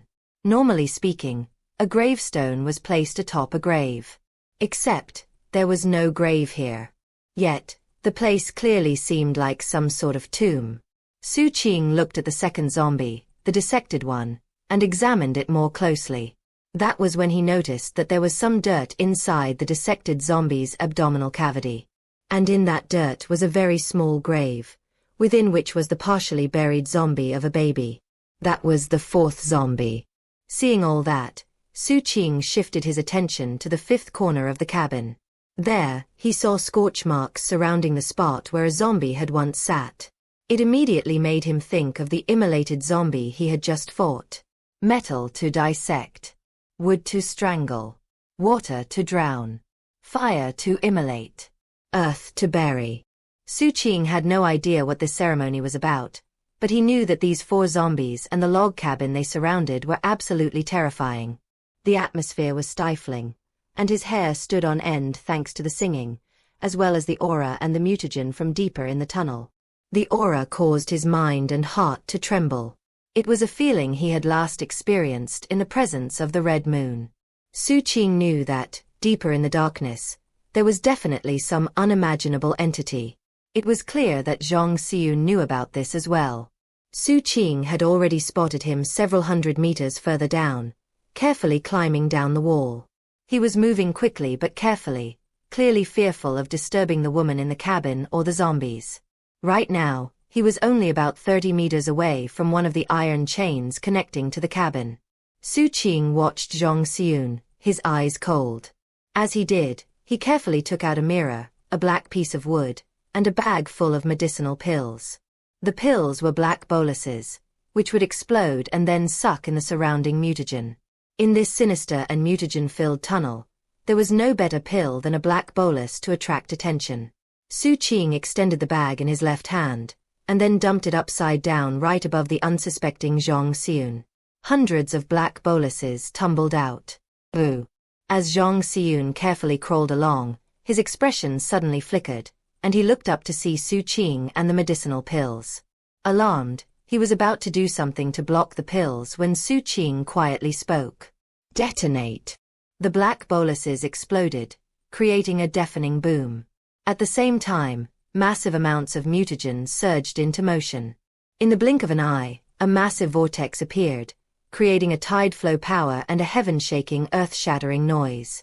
The flow of mutagen was so intense that, if you likened it to water, then it created a massive tidal wave. Everything below blurred. The pentagonal log cabin trembled, and the singing abruptly stopped. The 4 zombies seated cross-legged around the cabin all opened their eyes, which radiated astonishing madness and brutality. Howling in rage, they all looked in the direction of Zhang Xiun. Fiendish rage erupted violently. Zhang Xiun's face fell, and his heart filled with indescribable astonishment and fury. For one thing, it was obvious that Xu Qing had somehow dealt with the immolated zombie that he himself couldn't deal with. Not only that, Xu Qing was doing something to specifically target him and cause problems. All of that caused Zhang Xiun's rage to boil. Not only was his plan spoiled, but also, he was now facing immense danger. Eyes bloodshot, he started an incantation gesture with the goal of switching positions with Xu Qing. This time, Xu Qing was ready. He had experienced that technique before, and thus, it was only natural that he would be prepared to deal with it. As soon as Zhang Xiun made his move, Xu Qing held up the small mirror. The mirror glittered, shining light directly into Zhang Xiun's eyes. Zhang Xiun's heart thumped as his soul was suddenly locked in place, negating his technique. 3. And then Xu Qing activated the black piece of wood. The dark spirit ever-will door popped into being, faced Zhang Xiun, and opened. What emerged was a rotting heart. The moment it appeared, Zhang Xiun shivered, and an expression of confusion overtook his face. The dark spirit ever-will door had received a twofold ensorcellement, allowing it to lock one's life force in place. Chapter 370. Swordsage Mission Statement.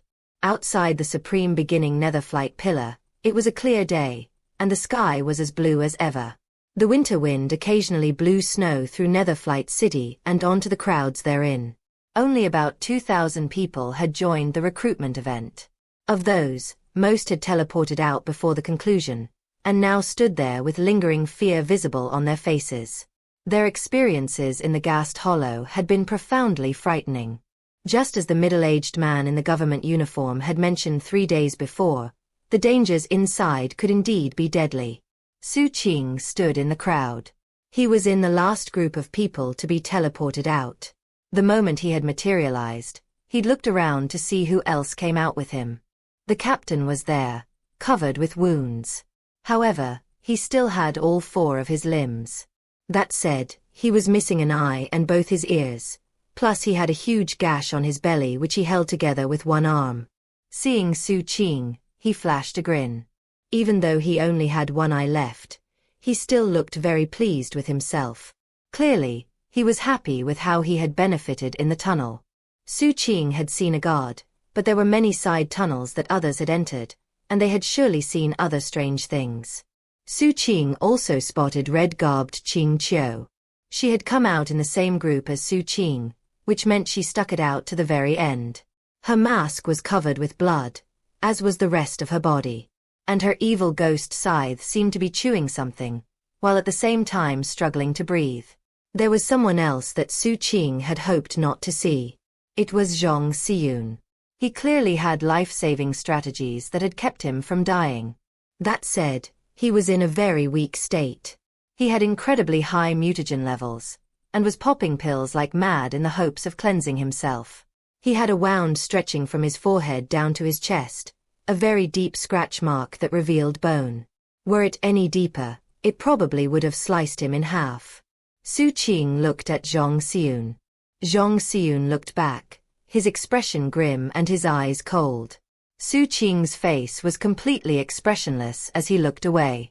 There was no way the Swordsage Court didn't know about the guard in the Ghast Hollow. And given that, it seemed possible that the Swordsages were the one who had set up that pentagonal log cabin to keep that god asleep. Of course, that was all speculation. Maybe the log cabin had existed before the Swordsage Court showed up. Either way, it didn't change the final result. And that was, the red life lamp in the log cabin couldn't be taken away. If the Swordsage Court set the whole thing up, then they naturally wouldn't let anyone just take it. If it existed before them, and the Swordsages hadn't been able to take it, then there was no way a candidate in the recruitment event would be able to. Then what exactly was Zhang Xiyun doing there? Without more information, Xu Qing couldn't come up with any good theories. However, when he thought back to the song the woman in the log cabin had been singing, he was struck with a sudden sensation. From the very beginning, it seemed as if the singer were using 2 lines of song to explain the story of the Ghast Hollow. In frustration, someone had cut their lovesickness into countless flower petals. Those petals were like paper money that floated endlessly in morning. Each petal contained longing.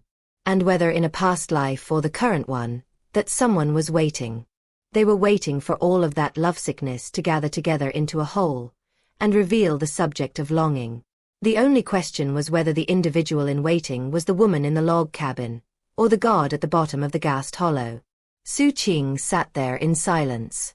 The more he learned about the world he lived in, the more complicated and mysterious it seemed. Looking over, he noticed another cultivator who had teleported out at the same time as him. He was trembling. And then, a beam of light shot out from the supreme beginning netherflight pillar and wiped him out of existence. The man's death instantly dispelled Xu Qing's speculations about the Ghast Hollow. As his pupils constricted, an emotionless voice echoed out from the supreme beginning netherflight pillar. Inspection revealed he killed a fellow human. Punishment: eradication. Xu Qing had previously speculated that the teleportation jade slips were also able to check whether or not they were following the rules. Now it seemed he was right. What was more, after checking, he noticed that he didn't have any pillar fragments. The fragments must have been taken away when he teleported out, and then added back into the pillar. Clearly, the Swordsages had their ways of checking the records. As the cold wind blew, and the candidates all stood there waiting, brilliant light appeared in the dome of heaven. Numerous figures descended, all of them clad in government uniforms. At first there were a few dozen that came to hover overhead, but more and more appeared, until there were hundreds. The pressure they emanated weighed down everywhere as more continued to arrive. The candidates were all shaken, while the observers in the crowd, as well as the Dao protectors from the various sects, all looked on somberly. Before long, there were several thousand figures hovering in the air above. All of them emanated extraordinary cultivation base fluctuations, with the weakest being the gold core level. There were also nascent soul and spirit trove experts present. Each and every individual had the exact same type of great sword strapped to their back. It was green and inscribed with the character Yuan. 1. With that and their government uniforms, they seemed like members of a well-oiled machine. Their auras mixed, creating a massive force that could crush all enemies and destroy foes from any and all species. What a majestic display! These were all of the Swordsage who were members of the Swordsage court in Emperor Receiving Prefecture. They were arrayed in two formations, almost like huge wings. Netherflight City was completely silent. Not a single person in any of the tents spoke. Everyone held their breath as they looked up into the sky. They all knew that in a moment, a grand Swordsage ceremony would take place. This was what always happened before the second phase of the Swordsage recruitment event. It was a very important ceremony with very specific formalities. After all, the Swordsage represented one of the 5 greater celestial divisions of humankind. As a result, this ceremony represented the dignity of all humans. As everyone looked on reverently, the clouds parted and an intense rumbling sound echoed out. As it grew louder, a 7-colored vortex appeared high above. 9 massive beams of light emerged from the vortex. They were void-returning experts, any of whom could be the patriarch of a major sect in Emperor Receiving Prefecture. Instead, they were the 9 highest-ranking elders of the Swordsage court. Their expressions were somber as they emerged. 4 moved to the left and 4 to the right, taking up positions by the 2 wings. And in the middle was one person. This person was the Grand Elder of the Swordsage court in Emperor Receiving Prefecture, and as such, was the highest-ranking Swordsage. When Xu Qing laid eyes on him, his jaw nearly dropped. The Grand Elder was the very same old man whose alchemy lectures he had attended, the one who reminded him so much of Grandmaster Bai. Xu Qing had assumed all along that the old man ranked high in the Swordsage court. But it had never even occurred to him that he could possibly be the leader. As Xu Qing reeled in shock, a middle-aged man stepped out from the left wing. His expression was grave as he looked at the Grand Elder, clasped hands and bowed deeply. The Swordsage court of Emperor Receiving Prefecture has a total of 4,311 Swordsages. Today, all 4,311 are present. Not a single one is missing. We humbly submit to your scrutiny, Grand Elder. The Grand Elder nodded. Reveal the name list. Yes, Grand Elder, said the middle-aged cultivator, expression solemn. He looked down at the ground and spoke in a resonant voice. After being reviewed by the Swordsage court, the following name list has been reported to the Swordsage Palace. Based on the number of fragments collected, 10 humans have been selected to qualify for an imperial audience as Swordsages. The name list is as follows: Xu Qing, Chen Erniu, Qing Qiu, Zhong Xiun, Ning Yan. Boo. Every name that was spoken was accompanied by gasps from the crowd. Eventually, all 10 names had been listed out. The 10 of you, step forward. Xu Qing took a deep breath and stepped out of the crowd. The captain did the same, as well as all the others. They stood in front of the group of other candidates, about 30 meters apart from each other. They were the complete center of attention. At that point, the middle-aged Swordsage bowed to the Grand Elder and then returned to his spot. The Grand Elder looked down at Xu Qing and the others for a moment. Then he solemnly turned toward the 7-colored vortex, clasped hands and bowed. When he spoke, his ancient voice was hoarse and filled with incomparable solemnity. We hereby request that Yuan Zaiji, Grand Emperor of Immortal Ultra-Brilliance, Uniters of Humanity and Exalted Celestial of Swordsages, deign to visit our court. As soon as he finished speaking, all of the other Swordsages in both wings, including the 8 elders, all bowed deeply to the vortex and joined their voices to say the same thing. We hereby request that Yuan Zaiji, Grand Emperor of Immortal Ultra-Brilliance, Uniters of Humanity and Exalted Celestial of Swordsages, deign to visit our court. It was a ceremony carried out with utmost formality, and it put the orthodox traditions of humanity on full display. Xu Qing's expression was somber and dignified. As the voices of the Swordsages echoed into the vortex, brilliant light shone out. Scintillating shafts of multicolored sunlight filled the sky, illuminating the lands and lighting up the clouds. 3. Then, a divine likeness appeared within the vortex, a statue that could cause anyone who looked at it to feel shaken down to the soul. It was a statue so majestic it seemed capable of propping up heaven and earth. It bore the likeness of a middle-aged man whose expression was threatening without being angry. His eyes glittered with bright light, and he wore a flowing imperial robe with 9 dragons on it. He had a heavenly imperial crown, and strapped to his back was a green greatsword with the character Yuan carved on it, just like the swords worn by all the Swordsages. The arrival of this divine likeness caused everything in the dome of heaven to tremble.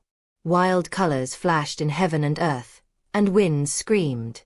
All the humans below were deeply shaken, and they felt their energy and blood surging beyond their control. It was like a connection built into their bloodline that caused their minds to reel. This was the Grand Emperor of humankind. This was the founder of the Swordsage division. Without thinking about it consciously, everyone bowed their heads, even Sir Bloodsmelter and the other sect patriarchs. They willingly, and with the utmost respect, offered obeisance to the divine likeness of the Grand Emperor of humanity. Xu Qing did the same, his heart pounding. All of a sudden, he found himself thinking of the Ghost Emperor. Clearly, compared to the Grand Emperor of humanity, the Ghost Emperor was somewhat deficient. Looking at the Grand Emperor's facial features, Xu Qing realized that it was about 70% similar to the statues he had seen of ancient Emperor Dark Serenity. As everyone offered obeisance, the Swordsage Grand Elder spoke in a solemn tone. In accordance with the orders set forth by that most ancient of emperors, Dark Serenity of the 4th stage of the Heavenly Tao, our Swordsage Palace wields the sword for the sake of humanity, severs any vile destiny from the commoners, and spreads sunlight into heaven and earth. Therefore, Grand Emperor, by way of corroboration of our mission, please disseminate the light of sunrise throughout the lands. His voice echoed like thunder through the dome of heaven, into the hearts of all the Swordsages, and into the minds of all the onlookers. They were especially moving to Xu Qing and the other candidates. They were like bells ringing throughout all heaven and earth with deafening loudness. That was because this was the mission statement of the Swordsages. Sever vile destiny from the commoners, spread light through heaven and earth. That was what it meant to be a Swordsage. 1. Yuan is a character that has many meanings. Because it's associated with a name, as explained later in this chapter, I'm transliterating it. However, in the context, it comes across as carrying the meaning of origin, original, first. 2. Ning Yan. Ning does not appear on the list of the top 100 most common Chinese surnames.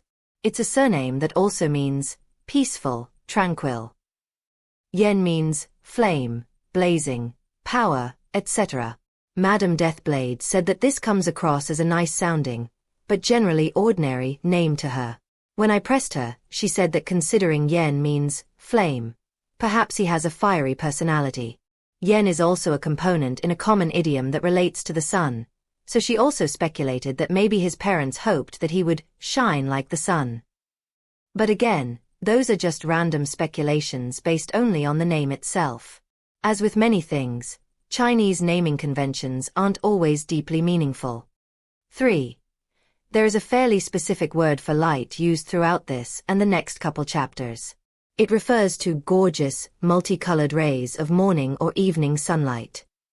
To make things simple, I'm going to translate it as sunlight. So, as this ceremony/event plays out, every time you see sunlight, you will know that it's the more complex definition listed above.